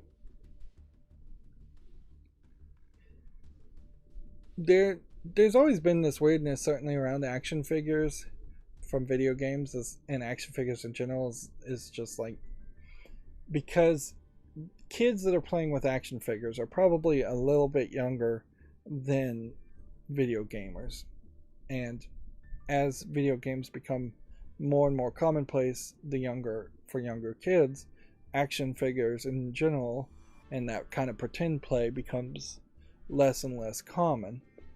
So then you get away from the idea of action figures into more just figurines and displays that you put on a shelf and look at every now and then, and it makes a shelf look pretty but doesn't have any other value at all. At that point, putting it in an epoxy cube maybe gives you a consistent visual style, but it really compromises it more than anything else.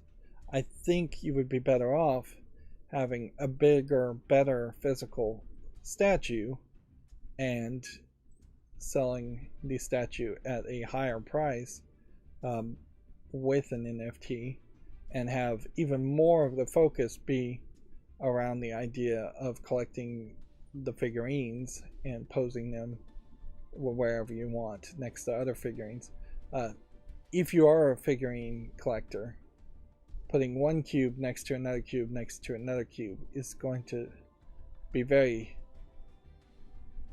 artistically limiting as far as how you display it on the shelf, and it's just not going to be that interesting.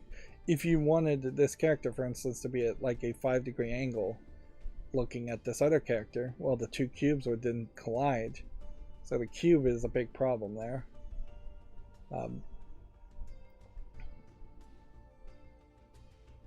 But at least it's something physical.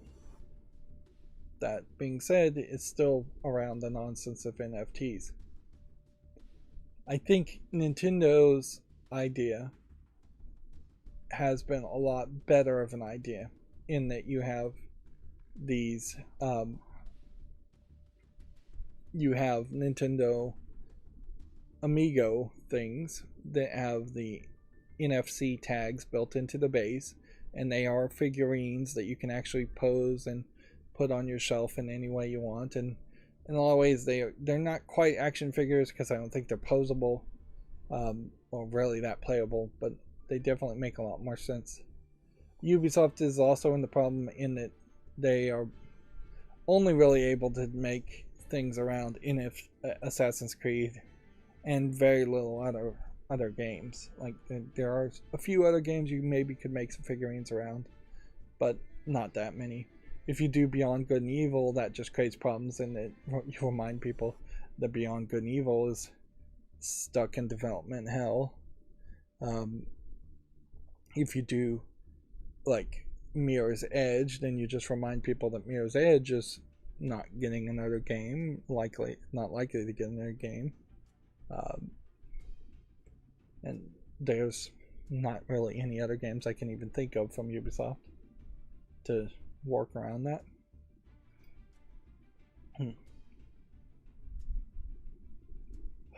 Okay, so let's go through the rest of the news, since those were the big news stories that caught my eye. Maybe I shouldn't bother to make big news stories, because that is basically another hour of talking in more depth. No, I think that's probably the right way. If you think about a regular TV news show, you would have your breaking news, your top news at the beginning, things people are really interested in. Then you would have the more generic news at later on, and maybe in regular news you would have a weather section at the end or near the end to keep people watching.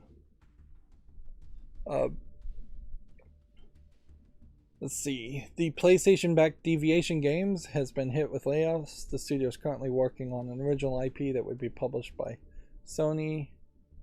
We may have talked about this. Yeah, we did.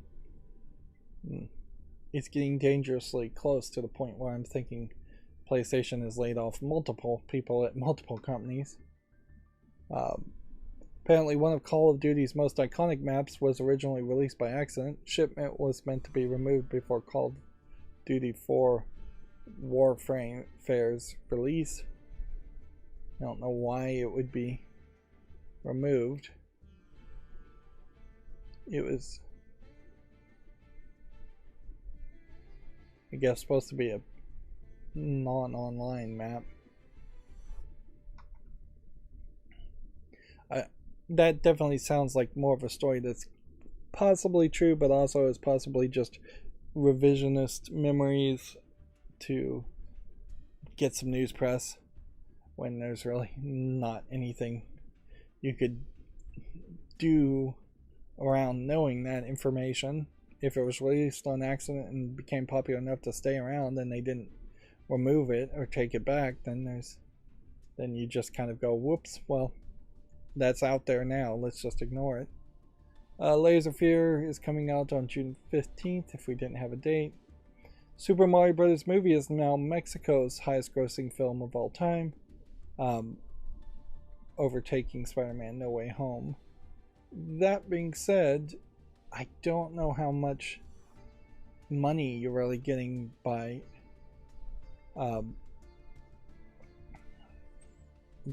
putting the movies in Mexico. Overall, worldwide, it's gotten 1.2 billion.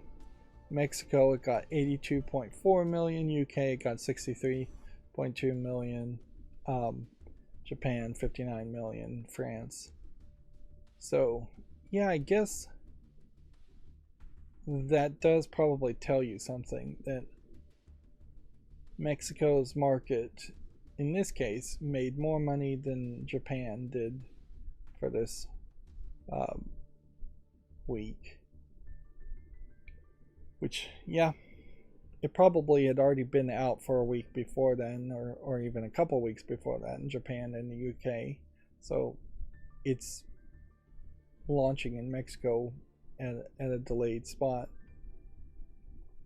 Notably, the United States is not listed here, so it's either not in theaters in the United States at all anymore, or they've intentionally eliminated the United States, which I would have to assume would make more money than 82.4 million. And it definitely does make sense to me that the Mario movie in particular would be a movie that is heavily watched in the first week that it comes out, and then there's not a lot of desire to go back and watch it again the second week. That being said, I don't think kids' movies these days have to be that replayable.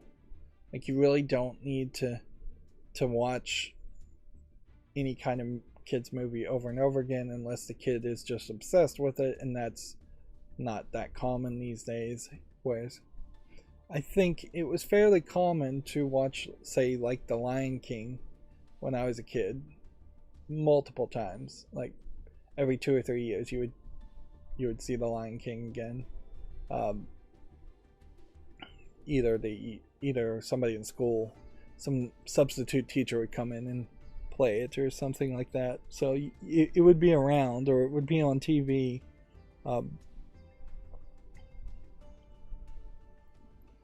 Not that I really like The Lion King. Personally, it's a fine movie. It's just not one I would have wanted to watch multiple times. The Xbox version of Stray has been rated by the ESRB. I would have sworn Stray was already on the Xbox, but I guess not.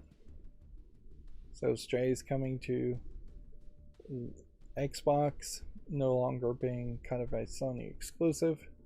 I don't think Stray came to the Switch. Yeah, it was originally released for the PS4, PS5, and PC in July of 2022. We already talked about the Ubisoft NFT things.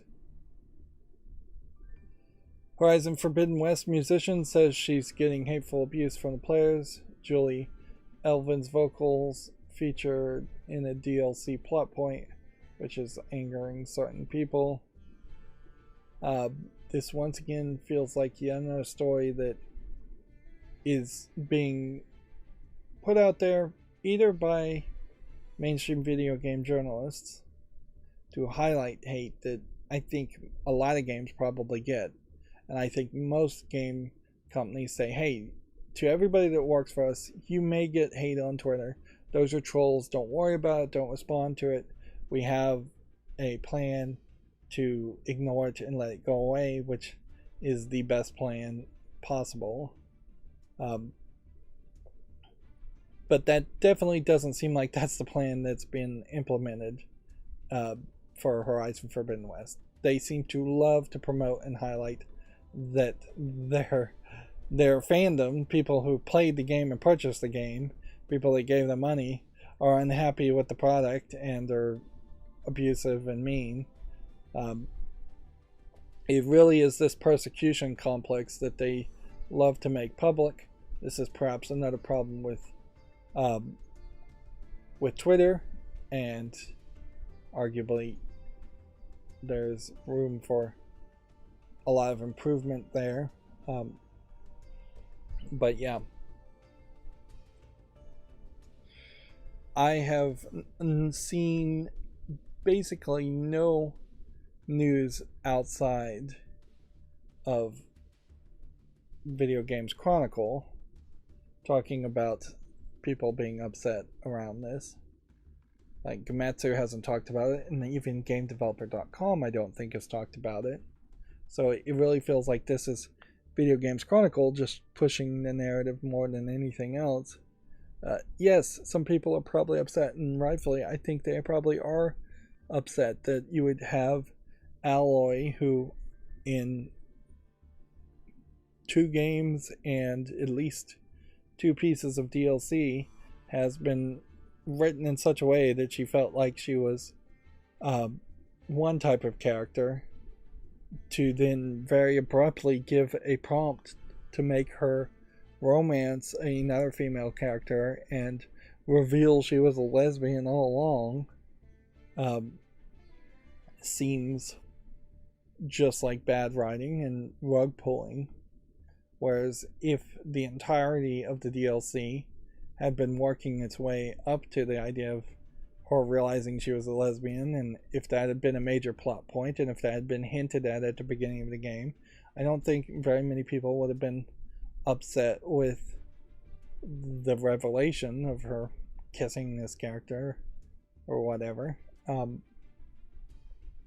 don't think there's a large majority of gamers out there that are anti-lesbian relationships. The problem is just bad writing and just bad implementation.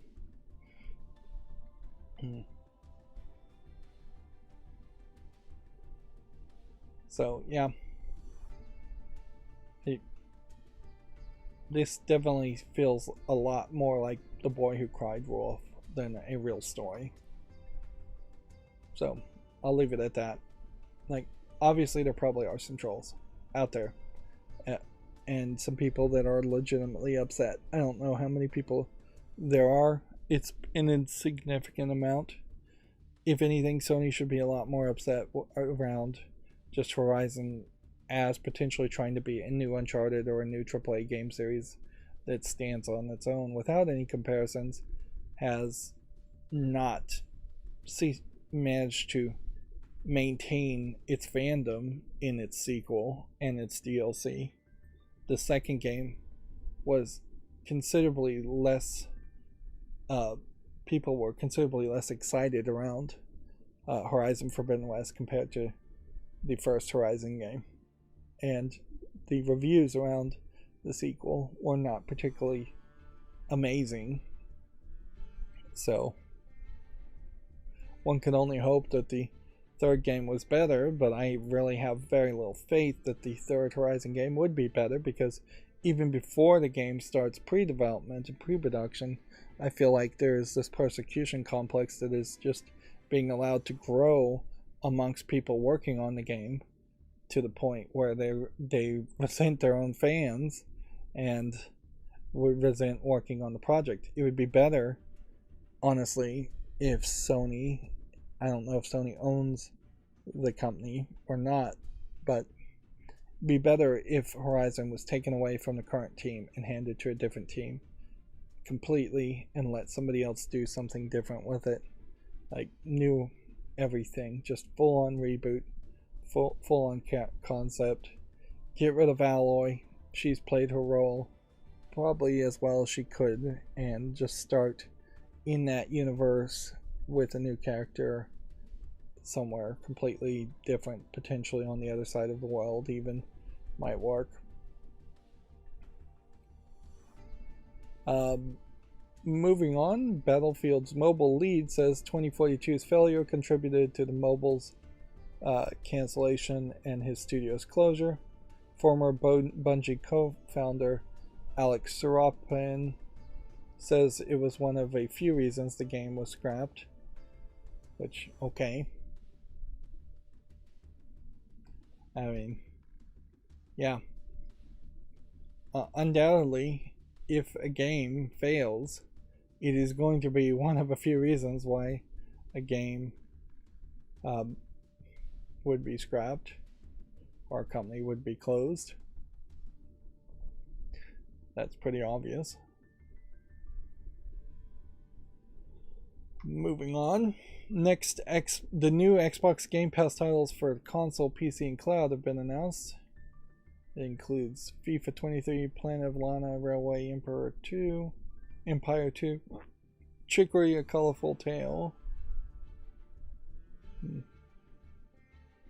and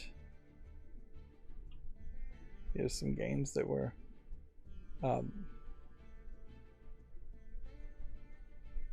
leaving in contrast. As far as Europa Universalis, Evil Genius 2, FIFA 2021, Floppy Nights, and Lawn Mowing Simulator.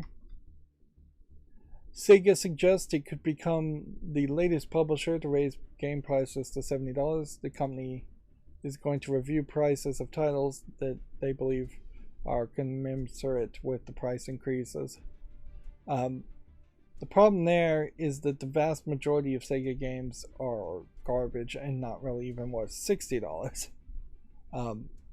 That being said, the Sonic Frontiers game that they're highlighting here probably is worth the AAA price of $60, or at least justifiable at that price.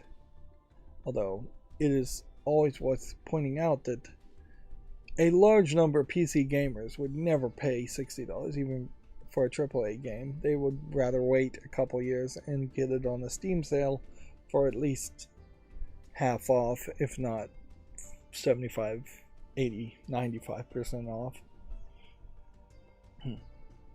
And you really can't have the most amount of faith that a Sonic Frontiers 2 could be made quickly and come out and be good, and that they then at that point would charge $70 for a Sonic Frontiers.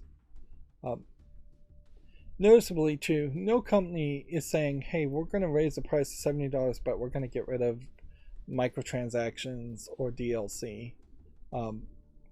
It does kind of feel like that we're seeing a little bit less of DLC. No more real talk of season passes and 4, 5, 6 pieces of DLC in those season passes for a lot of games, which that is, I guess, a good thing. If people sold it that way and said, hey, we're selling the full game at $70 and then we're not releasing DLC, that would be great, but it definitely seems like it's more of a case where they're selling a full game at $70, or most of a full game at $70, and then they are selling at least one piece of DLC after that. And there might be like developmental reasons why you would want games to have one piece of DLC released, because that would be like the code that they couldn't get out. But those probably should just be free updates. They should probably just get to the point where it's like you pay $70 for a game, and if we finish some code for some stuff that we left on the cutting room floor, we'll put that out as a free piece of DLC or a free update in the game. And they probably should just call it an update and not DLC, because DLC has a toxic feeling around it now. But yeah, there's no promises of that at all. We're almost certainly going to have $70 games that have season passes for another $30 to get it up to $100. After the Sonic movie success, Sega says it could adopt other IPs to the big screen. Quote, we would like to take on challenges outside of the Sonic IP should the opportunities arise. This is almost certainly all being said during a Q&A section or a shareholders meeting. So what they're responding and saying really is to shareholders, and it probably has less to do with what they really are planning on to do as you would think. Once again, you get into the weird situation though, as far as Sega IPs. What are they really talking about? Are they talking about Crazy Taxi? Do they own the IP to Jet Set Radio? I really would have a hard time trying to figure out what other things Sega owns. Like, they may own like Vector Man or Echo the Dolphin, any of those really old Sega Genesis Master System games that were first party titles.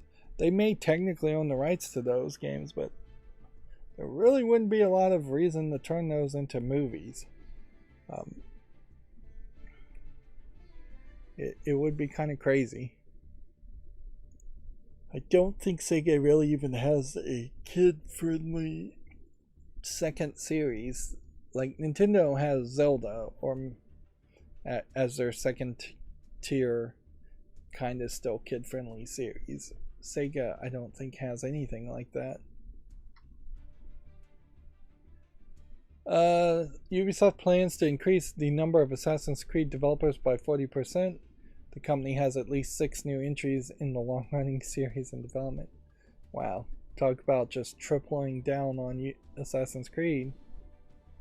That being said, Assassin's Creed now is very different from what it was, so that they're making RPG games with a lot of grind and calling it Assassin's Creed versus parkour platforming games that Assassin's Creed was originally.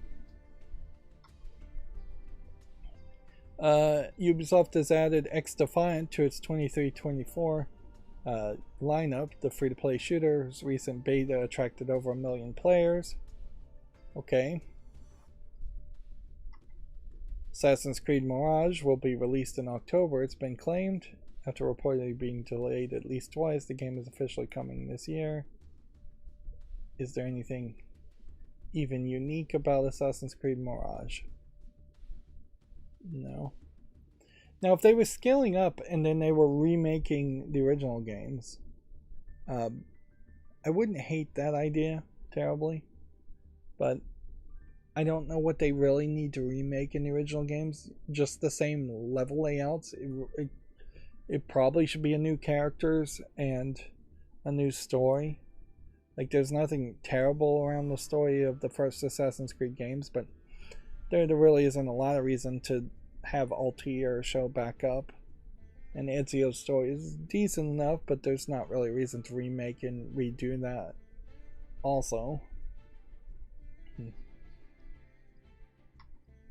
And if they were going to remake them, there is the high danger that remaking Assassin's Creed 1 or 2 and 3 and 4 would all just change them into this new RPG style, which maybe that makes sense to fans of the RPG style, but that effectively destroys what it is, what Assassin's Creed was previously known as. May's PlayStation Plus game catalog and classic titles are now available. Let's see. Fairly long list here of games that I think they had already announced and we'd already covered, but you can check this out on Video Games Chronicles if you're interested. We already talked about Nintendo delisting Pac-Man 99. Disney Speedstorm has nerfed this guy after implying it wouldn't. Mike has been weakened while Sully has been improved. There was kind of a crazy problem there in that he was literally teleporting, and he's teleporting the number 1 position person backwards and teleporting himself almost certainly to the number 1 position. And so they have nerfed it where you spawn this door and now it's only 1 door instead of 2. Charged activations still spawns 2 doors. The distance players are teleported has been reduced by 10%, and the door disappears in 10 seconds now, down from 20 seconds. So yeah, that's definitely a nerf. It still doesn't get to the heart of the idea that teleporting yourself forward instead of just getting a boost is not really acceptable in a racing game, and teleporting someone else backwards is totally unacceptable. You could have slowed them down instead, but just having somebody appear where they once were or not is not really acceptable in a racing game. Let's see. Zelda Tears of the Kingdom, that's I guess gonna take me a while to get that shortened title, is only the 60th game in 30 years to get both a Famitsu 40 and an Edge 10. I think personally this puts far too much value on Edge, whatever that is. I don't even know what that is, but yeah, Famitsu 40 to get a perfect score from Famitsu, I know is a big deal because you have 4 people on a scale of 0 to 10 all having to give it 10 to get a 40. These are Japanese reviewers who are going to be particularly much more critical, whereas the UK magazine Edge, giving it a 10 doesn't really mean anything to me at all. And we know Video Games Chronicle is a UK based website, so they very possibly are overemphasizing. Boy, does that text look small on my preview window. They are potentially overemphasizing here the UK Edge. Yeah, why is that text so small? Feels like at some point here I may have zoomed out.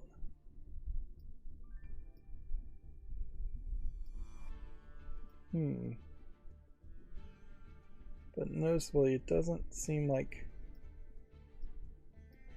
there's much I can do here to increase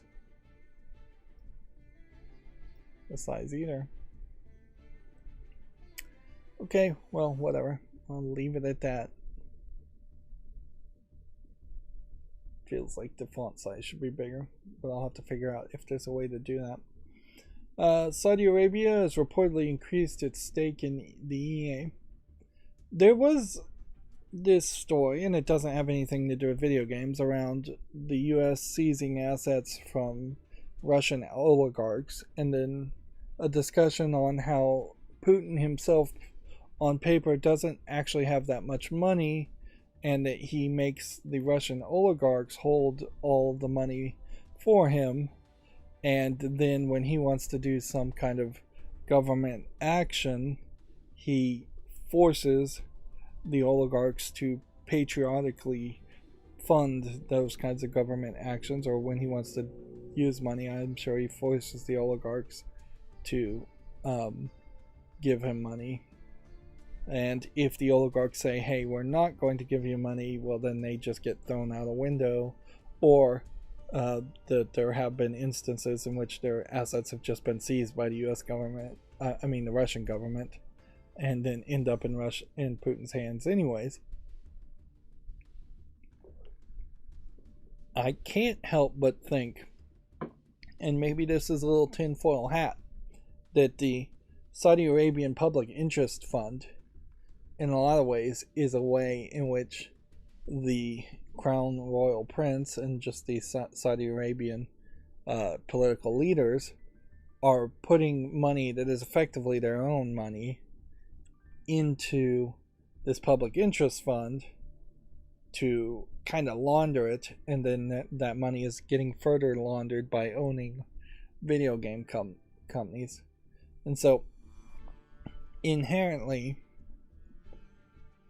there's always been this fear that the public interest fund was trying to buy influence by owning parts of video games, but maybe they're just straight up trying to launder money. And at some point, if Saudi Arabia got in trouble with like the United States or some other company, maybe the United States or some other country would seize Saudi Arabia's investment in video game companies. And so at some point 9% of EA might be seized by the United States, and then all of a sudden the United States owns 9% of EA. Maybe intentionally, like maybe Saudi Arabia is working with a country like the United States and working to potentially allow a government to control a business that they otherwise would not control. That would be the tinfoil hat theory. On top of another tinfoil hat is that Saudi Arabia is secretly in cahoots with, say, the United States to buy significant portions of the of EA and other video game companies, and then in some kind of backroom deal, the United States seizes that interest on those companies, and then all of a sudden the United States owns a bunch of video game companies, and the United States all of a sudden is putting out censorship laws. Yeah, that definitely is a tinfoil hat on top of a tinfoil hat conspiracy. But yeah, there is almost this danger. Well, it's not almost. There is definitely a danger in allowing a company to be publicly owned, in the fact that anybody basically could have an investment in a company, and maybe you don't want any random person to have an investment in a company. Maybe there's some extra problems that people don't really think about there. If I owned a taco truck and then it somehow was publicly owned and I sold shares of it, and then it turned out that 10% of that taco truck was owned by Putin or was owned by a gang or like a drug dealers or something like that. Like, that's big problems, certainly. That's not something you want when you're just trying to run a taco truck.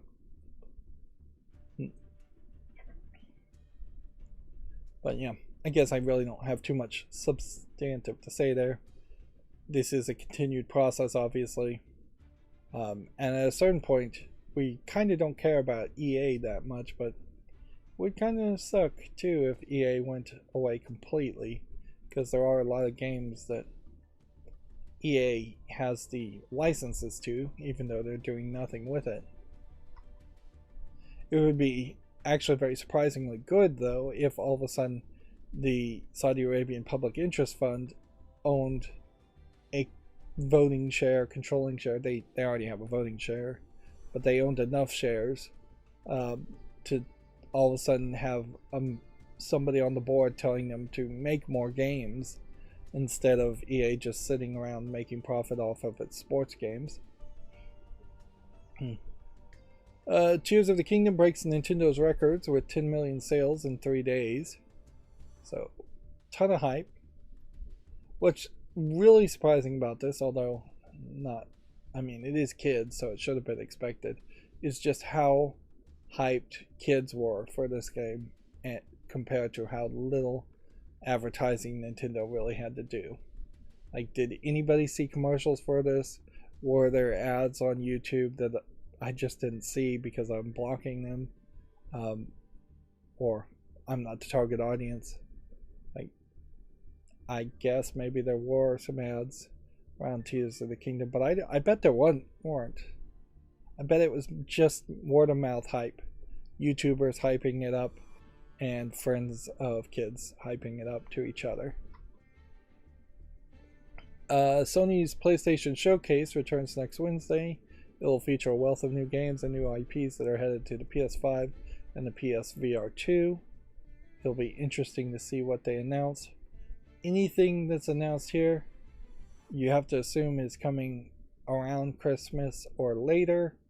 And so if very little is announced here, then you kind of have a general idea that nothing's coming out this Christmas for the PlayStation. Although that may not hurt hardware sales of the PlayStation 5 that much if it's actually available around Christmas. In contrast, if they announce a bunch of stuff and it's such a large amount that it feels like it's spaced out for, say, the next 12 months, then that would just be a very good lineup for PlayStation, which they definitely could benefit from that. Star Wars Jedi Survivor topped the US software sales in April, even though it was incredibly buggy on PC. Lots and lots of people bought it. Although, in fairness, when you look at the new games, Dead Island 2 made the 2nd place, and PGA Tour made 7th place. Mega Man Battle Network Collection, being a collection of old games, made 8th. Microsoft Minecraft Legends didn't even make the top 10. So that's a massive failure. If anything, I think Minecraft Legends needs an apology as much as Redfall needs an apology. Which, notably, Redfall, not even listed here. Final Fantasy Bundle, making 14th space. Advanced Wars 1+2 Reboot Camp, doing particularly poorly in 15th space. probably because of the delays in part. Latest patch we talked about. Apparently, Lego 2K Drive may delete your progress if you play offline and reconnect. So that sounds like a cloud syncing rollback issue. It's probably not intentional. I doubt it's some kind of anti-cheat thing or anything like that. And definitely that's not the big reason to avoid Lego 2K Drive. The big reason to avoid Lego 2K Drive is that it seems to me like it's got a lot of microtransactions in it. And I've yet to see any reviews or anybody talking about it as if it was an actually good game for a Lego game or just good game in general. We already talked about Telltale's The Expanse. Let's see. Roll Coley to host a Warhammer Skulls reveal stream next week. The presentation will feature world premieres and more according to Games Workshop. Does any of this have to do with video games though, or is this just an announcement of Warhammer tabletop things? Not sure.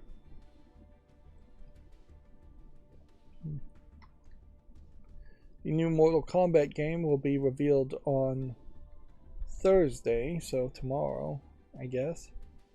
So, good thing we didn't have to wait because this clock hint particularly is not that exciting as far as video game.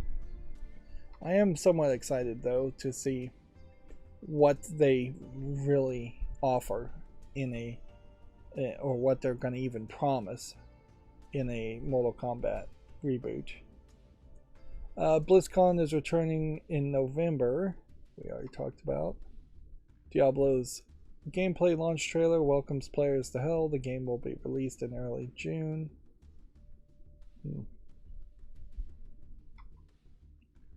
Let's see. So that brings us to our Gematsu articles. Let's burn through these kind of fast. Amazon Game announces the Lord of the Rings MMO for console and PC developed by New World Studios. We had already been told that. It's still very questionable as to what kind of MMO you can make around Lord of the Rings. And honestly, we may never get an answer because this is Amazon Games, and unless they really turn it around, they've yet to produce major successes or any real games. I talked about Stray coming to Xbox Series and Xbox One. A game called Tiny Thor launches for PC June 5th and then later this summer for Switch. Let's see that on Steam.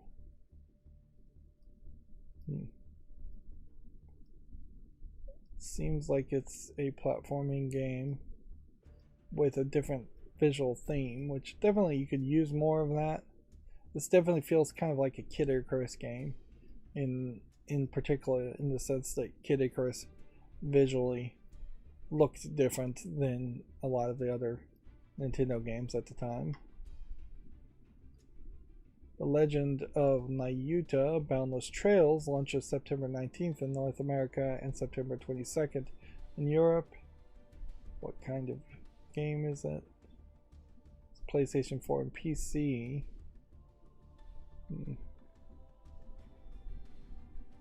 It's a JRPG. Do we really have time to look at trailers? Not really. We've got kind of an anime intro, and then the actual game looks more pixely. In actual gameplay, the visuals look fine, but there really needs to be better separation in the advertising. Like, these intro animation scenes are frankly just straight up false advertising in a lot of games compared to what you're actually seeing for the vast majority of your gameplay time. Let's see. Game Pass has Eastern Exorcist, Ghost Lore, Massive Chalice, and more in late May. There's a list here on Gematsu if you want to check that out. Arc Raiders genre changed to a PvE extraction shooter, no longer being a cooperative shooter. I don't know what player versus player event means versus player. Seems like they are just getting ridiculous with the acronyms or initialisms. Final Fantasy XVI is Game Informer's issue cover story, which really isn't news that much, other than I guess Game Informer maybe still somewhat valuable. Shantae #1 for the PS5 and PS4 launches June 2nd. Is the original Shantae remake on PC, or are PC players going to have to wait, or are they never going to get Shantae #1? If I recall correctly, and I could be totally wrong about this, I don't think Shantae #1 has been released on PC. That being said, the original Shantae is basically like a Game Boy game. So remaking it is going to be a weird experience in the first place. I already talked about Pac-Man 99 going to be delisted on October 8th, although they may have not mentioned the date in the Video Games Chronicle article.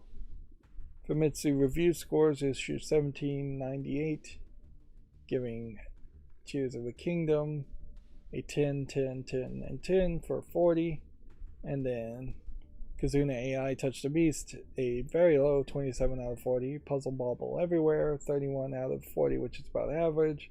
Ruby Arrow fell, a 27 out of 40, low again. Ruby as a series never seems like it's going to succeed. And if anything, they probably should just stop trying until they can make something great. That's probably also true for the Ruby anime. And then Transport Fever got a 30 out of 40. Tears of the Kingdom is the 28th game ever and the 5th Legend of Zelda game to receive a perfect score. So there's been 5 others. And that was something that was very noticeable, is that if you look at the top 8 games that they were showing on one article that had received a perfect 40 from Famitsu, 5 of them are Zelda games. Which, inherently, you would think, if that's what Japanese people like, then why are there so many JRPGs that are so far off from just the... I guess the general question there is, why are there so many Japanese role-playing games and not as many Japanese adventure games? Because Zelda games are adventure games. They're not role-playing. They don't have that grind. They don't have big teams that you build up. There's not evolution of your characters or anything like that. There's no Pokemon or side collectible characters. Zelda game effectively is always an adventure where you play as Link, you get a bunch of weapons, usually you get the Master Sword at near the end, and then you defeat a boss, and you go through usually a bunch of temples, with the exception of Breath of the Wild. But in a role-playing game, you play as one character, and then you very quickly grow up a team, and then you have to grind for a long time before you can get out of a starting area in most JRPGs. Your characters have a ton of stats. They get items, but none of the items are important, and they break and they can be sold. It's just incredibly more overcomplicated compared to a Zelda adventure. So why do they keep making JRPGs when Zeldas are better received? Adventure games, simpler games are better received. Is it just that Final Fantasy is being copied so much? Probably. But even at that, I would have to double check. When you were talking like Final Fantasy 1, 2, and 3, did those games sell better in Japan than the Legend of Zelda on the NES, or Zelda 2 probably sold pretty poorly, but Zelda 2 also is an RPG game. And like, obviously consistently over decades you've had better consumer reception around the Zelda series compared to any other JRPG series over the same time period.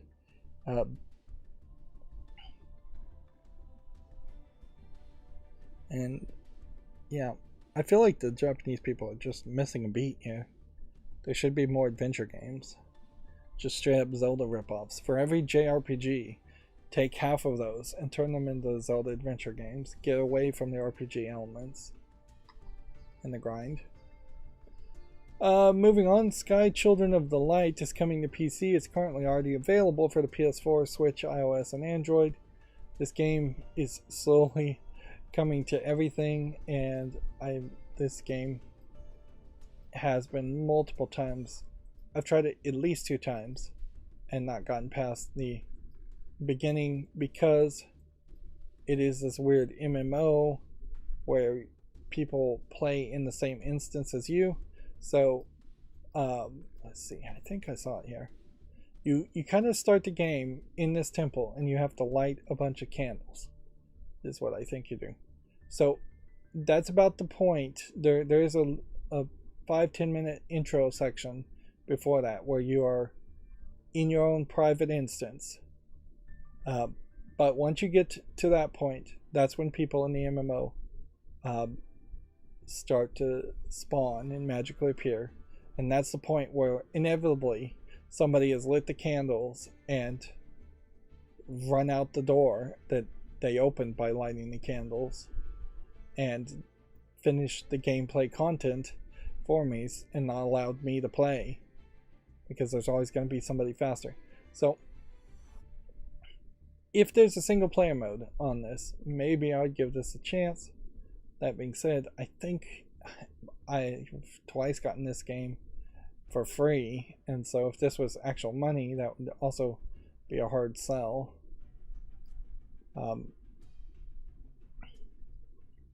But yeah, definitely worth yet another YouTube short.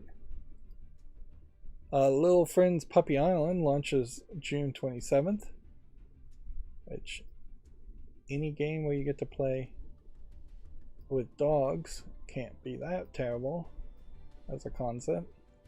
Visuals here look kind of good. There is not a ton here, it looks like, to do though. It looks like they're just going to do very simplistic normal stuff with dogs. If anything, whether it with puppies or Pokemon or cats or anything else, it feels like there should be a gameplay section that's like this, where you just take care of dogs and watch them sleep and run around and play. And then there should be perhaps a bigger adventure game behind that, even if it is just a running around larger areas finding bones type gameplay. Something more than just a small backyard environment, which is what that felt like. Moving on, Jagged Alliance 3 launches July 14th for Steam. I feel like I've heard of the Jagged Alliance series, but yeah, haven't really touched upon it much. It's this turn-based tactics top-down game series that probably hasn't gotten enough coverage or fanfare. Zelda Tears of the Kingdom sales top 10 million in the first 3 days. Here's possibly a spoiler. You have a big box-like creature. Nocturnal launches June 7th, priced at $19.99 on consoles and $16.99 on PC. That's quite the discount for a launch price. I wonder why. Overpass 2 has been announced for the PS5, Xbox Series, and PC, due out October 19th. I assume this is a racing game with dune buggies.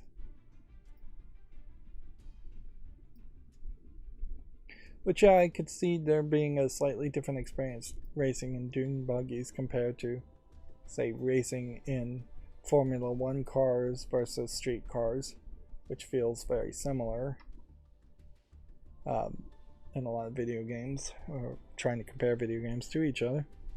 A stylish action strategy game called the Teenage Demon Slayer Society has been announced for PC. Okay.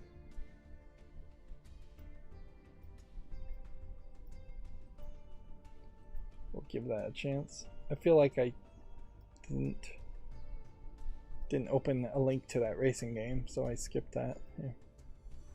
Guess what I could do though is, let's see, go to recently closed.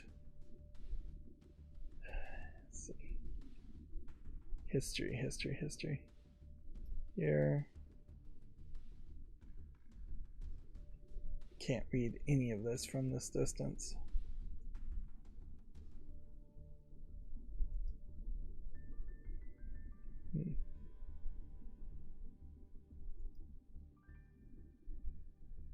Not recent history.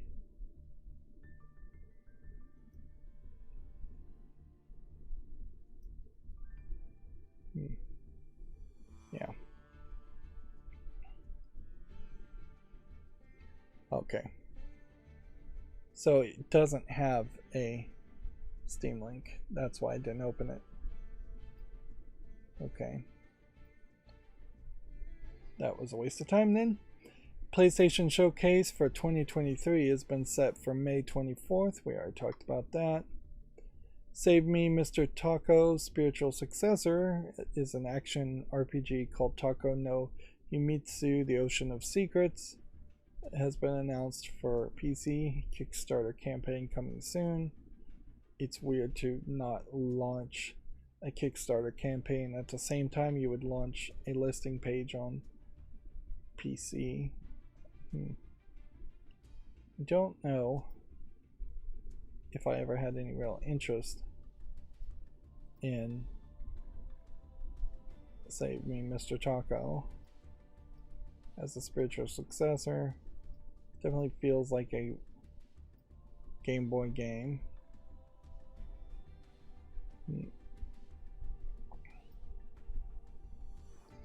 And they don't seem like they are pointing towards Save Me, Mr. Tako. Tako being the Japanese word for octopus. Let's see. As far as this game. Yeah, I think it's important to point out here on Steam. This came out May 5th, 2021. It's 90% positive, but it has only 20 user reviews, and it's $14.99, which is probably the big reason for it. It is definitely more of a Game Boy game, whereas the previous game is the sequel, spiritual successor, is a Game Boy Color game. This game also is seemingly only made by this Christoph Galashi, where this new sequel, spiritual successor, is being developed and published by Dinios.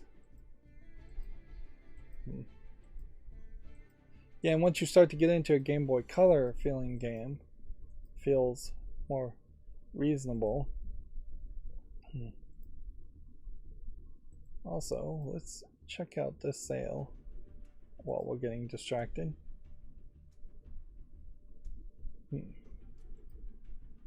This French Direct. Discover the best upcoming French-speaking games. My ad blocking is probably changing how this looks on Steam, but noticeably white background instead of black background. We have I recognize this game as coming soon, but a lot of these I don't recognize as having seen at all. I didn't feel like there was a ton of games that were French speaking and I wasn't seeing them. I don't think I ever programmed anything like that. I only programmed it to exclude games that were exclusively Chinese language. Netflix is doing a live action Asterix and Obelix show coming out in a week, which probably has nothing to do with video games coming out.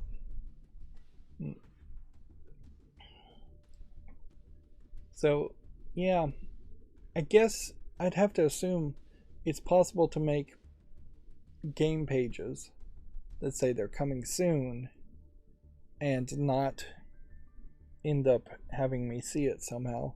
Unless we get to the new games and I start to see every single one of these that's labeled as coming soon, which is a possibility. It is very possible that we just have a ton of new games to look at because of this event exclusively. We already talked about Telltale The Expanse. Midlife simulator RPG called Mirthwood has been announced for PC. You farm, fight, and forage in friendship.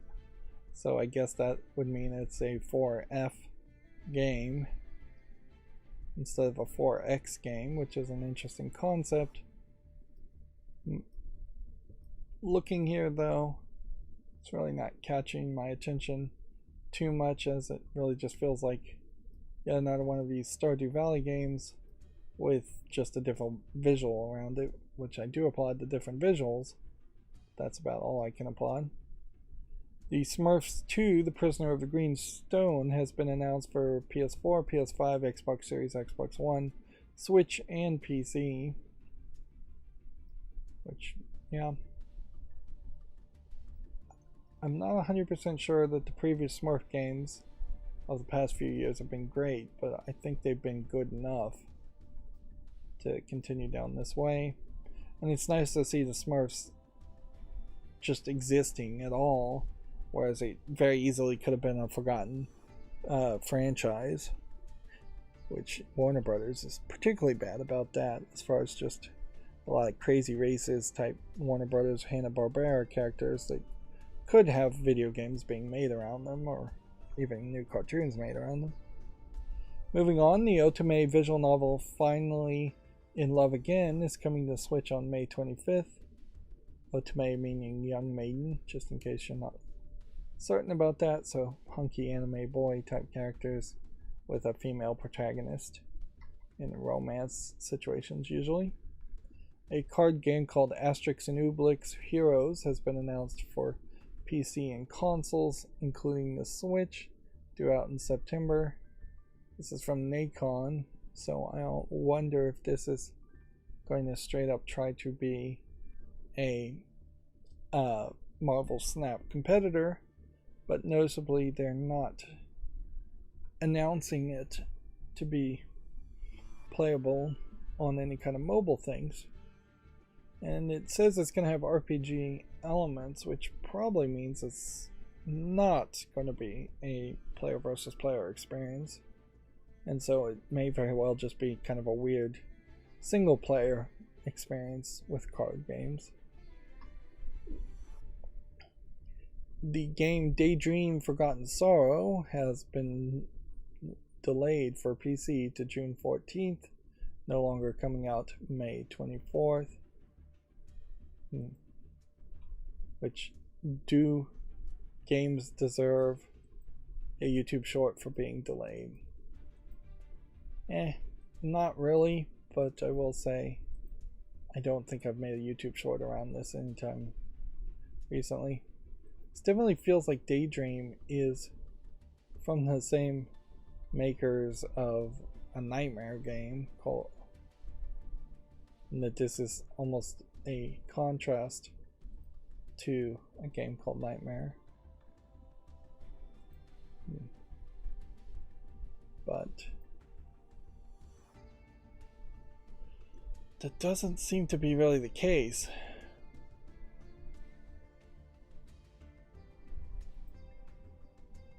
Well, inevitably there is a game that looks a lot like this. Little Nightmares, I believe, is the name of it. So it definitely seems heavily inspired, if not straight up ripping off that concept and that idea, which is fine. Platforming in a horror experience is not that unique. The PC Gaming Show 2023 is going to feature 16 new game announcements, and a total of 55 games will be present, which would be more than one for every week of the next 12 months. That being said, who's to say all these games will be released in the next 12 months? 16 new games would be one for every month, plus a few extra. And again, that would be an assumption that they would each be released one per month, which they probably wouldn't, and that they're all coming out in the next 12 months. Confirmed appearances include Baldur's Gate 3, Dune Awakening, Frostpunk 2, PAX Die, and a brand new game from Clay Entertainment. An open world simulator RPG called Project May by Panthea Games has been announced. A new title set in the My Time universe. So, what kind of game is that? It kind of just looks like a generic kind of fantasy Stardew Valley type game. Definitely am not seeing anything that looks amazing.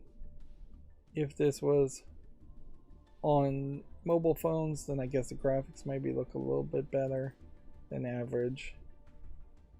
But that's pretty much all I could say. Yeah, it is a smartphone game.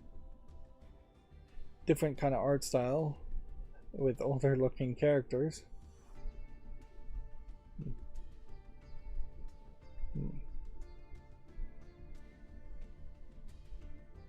Yeah, nothing amazing there, but it looks a little different and a little bit better for a smartphone game. Unfortunately, the problem here is nobody's going to come out with even more powerful smartphones in probably the next 2 or 3 years. So, if we get better smartphones, it's going to be for battery life. It's not going to be that it has ray tracing graphics or higher resolutions or better CPUs for gaming. So, we may get a slight bump up in quality as far as mobile games, but really we have to wait for a lot of people to replace their old phones with things that could actually handle more modern second generation or the next generation of video games on mobile phones, and that may take a very long time. And as far as gaming phones, I just don't think we're going to see major improvements or a lot of those being sold in the first place. Really, they're more interested in selling you folding screens than they are a gaming cell phone. Of course, the Steam Deck might change that if we got to the point where everybody's just carrying around Steam Decks and like Bluetooth AirPods to make phone calls. But Steam Decks are too big, really, to carry around day to day just to make a phone call. If anything, maybe phones should get smaller and there should be some kind of wireless screen. Otherwise, BlizzCon 2023 has been set for November 3rd to the 4th. Alright, and then we've got some fall list cleanup. Here we have one called Farlight 84. It's very positive battle royale smash it all game. I don't know why this would have been on my fall list though, because I'm never going to play a battle royale player versus player game. Inevitably, I've probably put a lot of games like that just would never qualify as a video game critic. Far Gone. Do I really want to play something like this? Well, it's still early access since December of 2022, so it needs more time anyways. Faraday Protocol is much more my style as far as a puzzle game. It's very positive. It's out of early access. We can put that on the wish list. Cry 6. Guess it's mostly positive. 71%. But if anything, I want to actually leave this on the fall list. I'm very much questioning how many Far Cry games I'd really want to play. Fantavision. Although in all fairness, I probably should just put it on the wish list in case somebody wants to gift me a bunch of Far Cry games. And then I would have no excuse to not play them, other than just time. Fantasy Town Regional Manager. Is this early access? No. I'll put that on the wish list. Family Curse. A puzzle. Psychological horror game. Of course, the problem here is I'm putting all of these things on the wish list, and then A, I don't really have time to play all these games, and B, I just don't get around to buying them even. More and more, I'm just getting a Steam collection that would be great to hire an assistant to have somebody else also play the same games as part of a business. This family business game, I guess I'll give more time to, but it's probably nothing. Probably shouldn't be on the fall list. Fallen Knight. Looks like it's probably a Mega Man clone, but you can see it's not very well received. It's been out since 2021, so it's never going to get enough reviews anyways, so that can leave. And then Fall Girls here. Looks like an adult game. Let me double check here. May contain general sexual content. May is what it says. Alright, let me look at the screenshots just to make sure it's YouTube family friendly enough. Like, inevitably, you can see this is 61% positive and has way more reviews than you would think, being tagged as having sexual content when it really just has lewd content. It's a single player clone of Fall Guys, and at a certain level there must be some rewards with these anime girl images, but it really is just Fall Guys with asset flipped anime girls. Although, in fairness, these asset flipped anime girls don't look anywhere as bad as most of them do.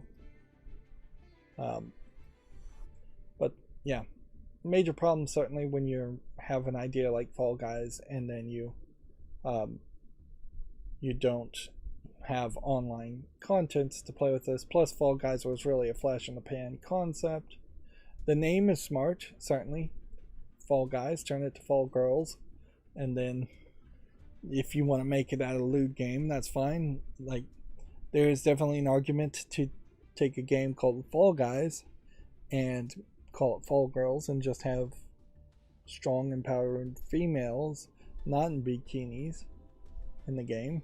That doesn't happen very often, certainly. Fall Guys in general, their 3D models of characters are silly monster characters. So switching the silly monster characters to bikini-clad characters is not a terrible thought either. So there's a lot of decent thoughts here. But it obviously should have been a full adult game with actual nudity, and possibly even just some more suggestive stuff in the environments. And you would have had to have made an actual game that worked. And even at that, it very possibly would have failed just being single player. Next we have a game called Fall For You, which I guess I want to give a little bit more time to, but probably isn't going anywhere. And then that brings us to our GameDeveloper.com articles. Darkest Dungeon selling over 500,000 copies, we talked about. Blizzard has reworked Overwatch's 2-player versus event mode into seasonal story missions. Blizzard introduced More changes to Overwatch 2 as the hero shooter continues to embrace its live service mold. I feel like this article may be out of date because I was seeing basically no player versus event content at all being made. That they had just given up on that.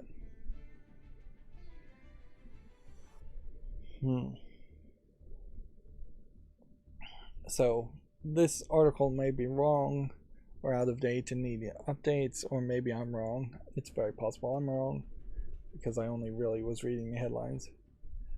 Suffice it to say, as somebody who doesn't play Overwatch 2, this sounds like Overwatch 2 is just heavily going to be its player versus player content, and very little focus is going to be on any other kind of content. Then we've talked about Pac-Man 99. Let's see. Riot's $100 million gender discrimination settlement has been granted final approval, and the shocking $80 million will be set aside for current and former Riot employees, with the rest covering legal fees and expenses, which legal fees and expenses being $20 million is ridiculous, but that is unfortunately the world we live in. I wouldn't have been surprised if the lawyers got $50 million out of $100 million, really.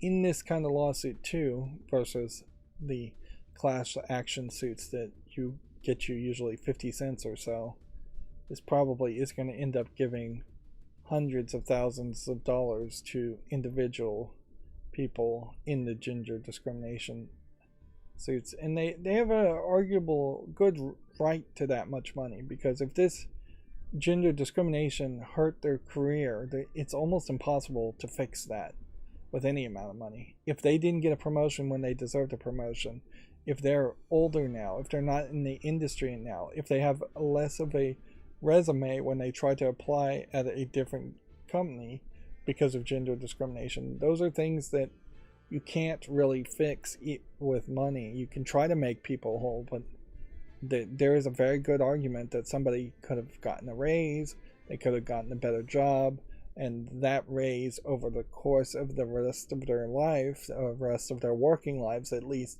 could be well over $1 million when they were being paid high amounts, $100,000-$200,000 a year.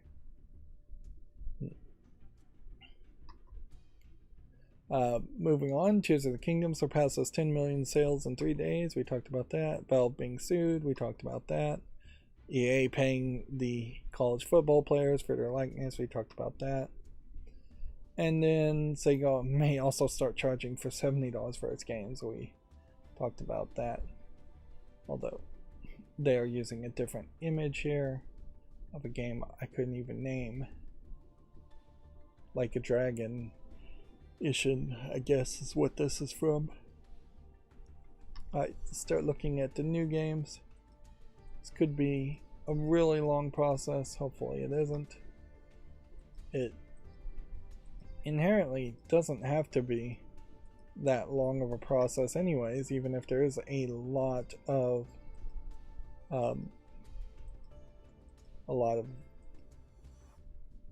games. Because of all the games that get released are garbage, it's pretty easy to move forward.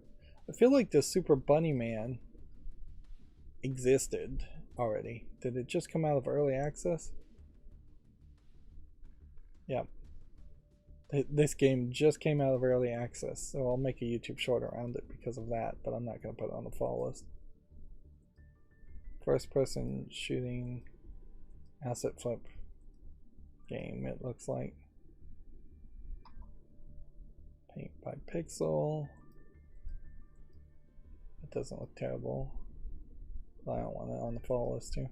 I think maybe I need to be more realistic around a lot of the games getting on the follow list. Like, otherwise I'm going to create a situation where I'm cleaning up the follow list just to make it messy again for no good reason. when I really wouldn't ever bother um, to potentially buy a lot of the games on the fall list. This is an odd collection of what looks like match 3 and card games. We have a jigsaw puzzle game. 1001 Jigsaw Detective. Again, maybe make a YouTube short around it. Hawken Reborn. Mostly negative. Still in early access. Maybe has a release date now. Chicken Tricks. Play as a chicken.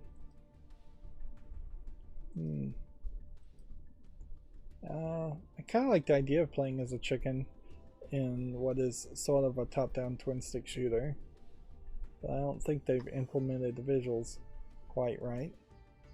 Here we have a match 3 adult game called Fancy! Anime girl with big boobs, different cosplay designs, the outfits, and that seems to be about it. Dressed up as a succubus, demon, maid, things like that. The game is $4.79, English only, and honestly not really anything more to say, so I will take that as an opportunity to not spend 5 minutes talking about an adult game. Tavern of Empire just looks like an RPG game. At this point, I don't even care to call them RPG Maker games. I should just call them RPG games and say, you know what, I'm not interested in your standard 8-bit RPG looking game. I think we can say no to Roguebot because it's too generic of a thumbnail, which is a weird reason to say no, certainly. Groob looks like it might be an interesting collectible card game. We have 2 of the same thing, yes we do. Nocturnal looks like a side-scrolling game. Where did that jump me? Jumped me way back. Right, we're in a weird position now. Means I've got to figure out where I was and work my way through that.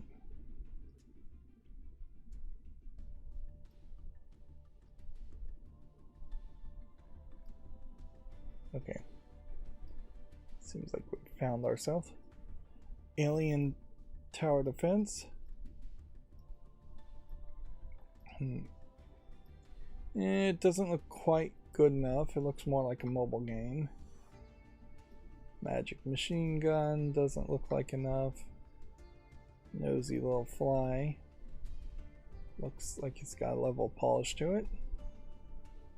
Level of Joe Biden, the dating simulator, which I assume this is just a kind of joke game.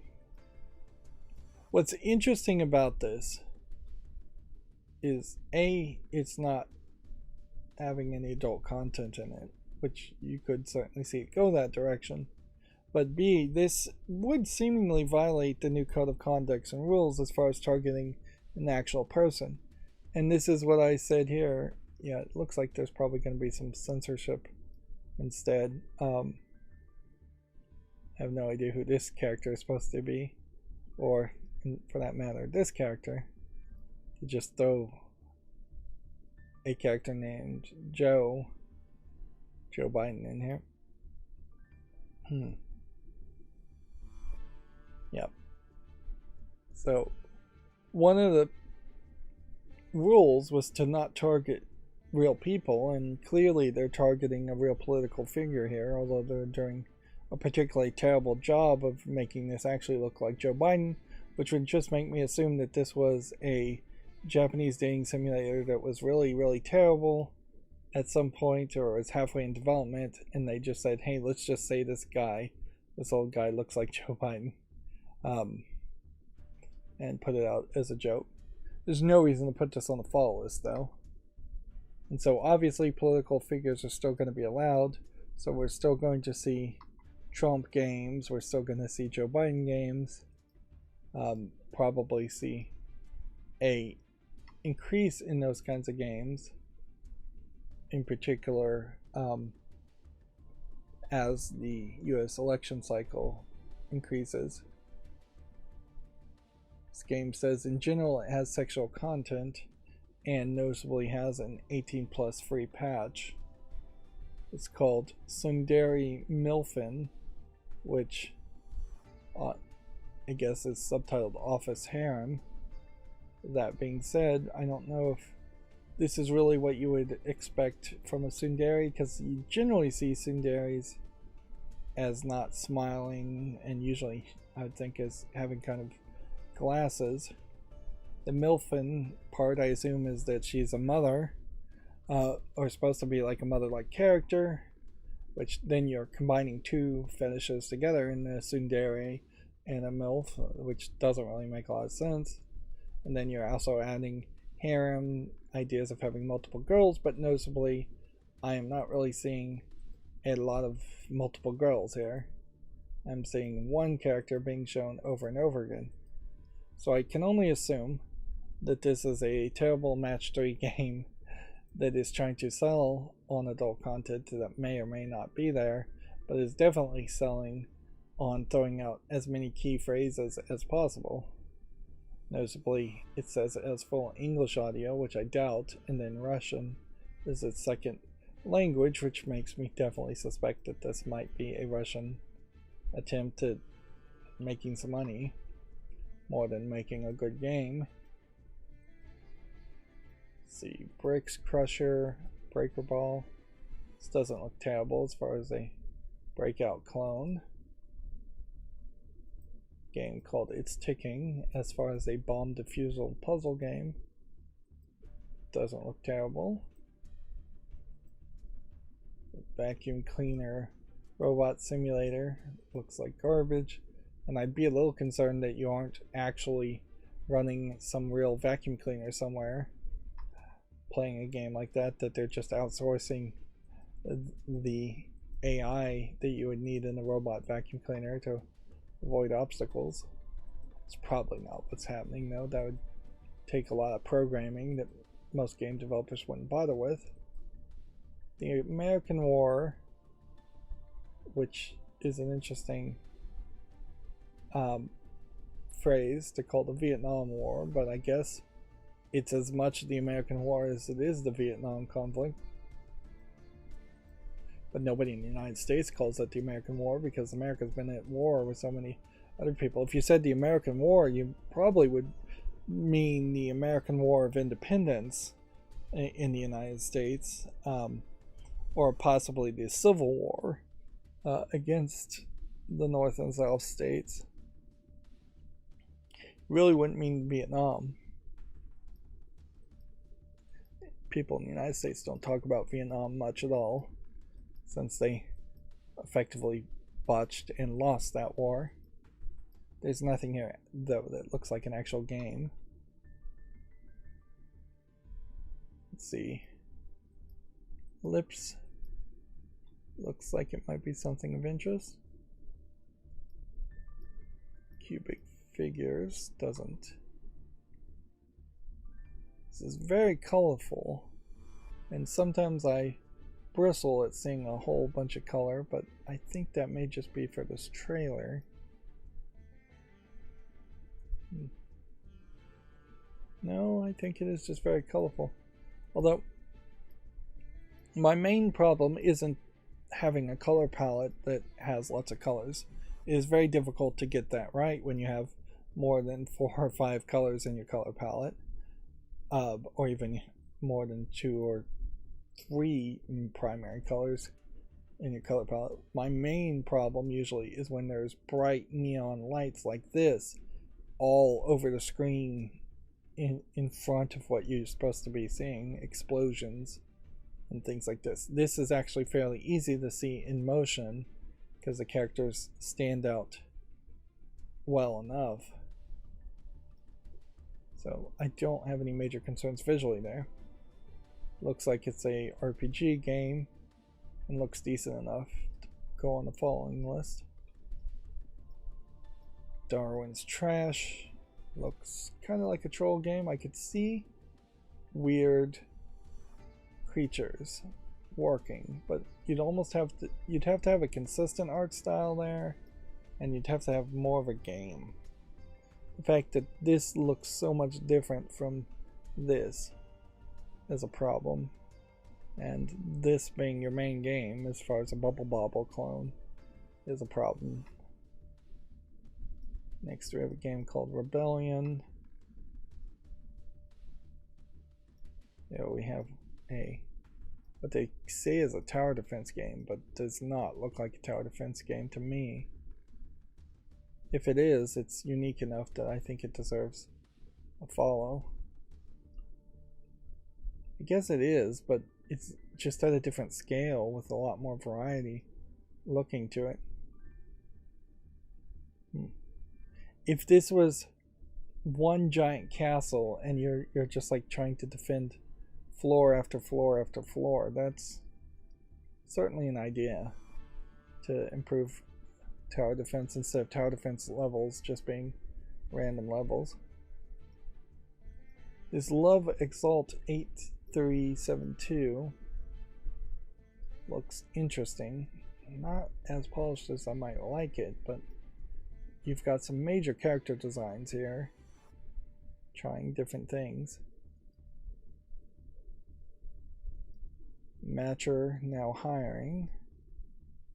Looks like a match 3 game. Seems to me like it's supposed to be player versus player, but it is single player only. Weird. Weird enough to keep my attention. Assassin, the first list, feels like a AA game out of nowhere, so we'll give that a chance. Next we have a game called Mire, M-I-R-E. Looks like it's a match 3 game with some 2D anime type mythical creatures, succubus, satyrs, things like that on the side. Perhaps a little inconsistent with the different art style, and there's only one nude screenshot in this whole thing, which makes me wonder if there's not much here. They are also violating the new rules by saying flow update on the thumbnail when Steam has said specifically not to do that. It says it has Japanese full audio and English full audio, which I question.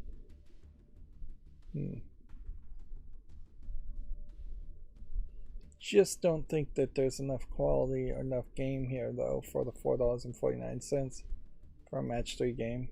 Some of the match 3 screenshots also have the playfield tilted for some reason.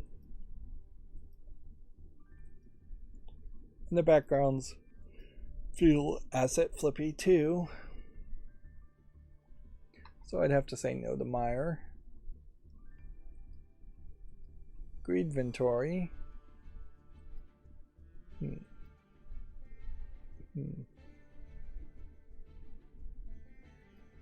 Seems to be heavily focused around an RPG and collecting items.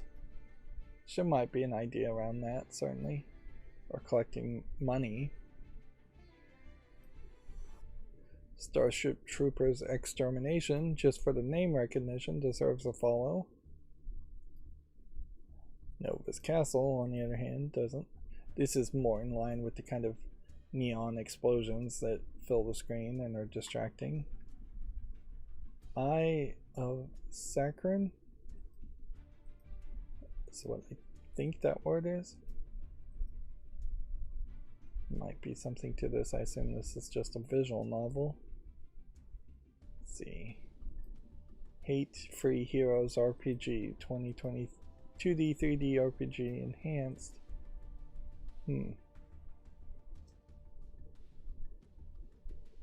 Modern day role-playing game that takes place in the role of an HFH agent and researchers dedicated to decreasing the rise of agromites in the city.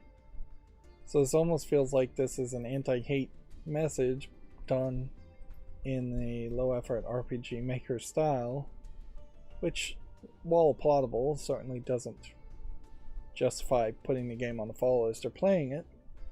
Seems like that they're fairly committed as being the publisher and developer under the name Hate Free Heroes. Love Boot Camp Couples Edition. Is this a shared split screen game? Do I think that there's a real game here? Though, no. Small World Golf. Looks like there might be something to that. Okay, and so I thought there would be a lot of new games, but it seems like we're doing fairly well.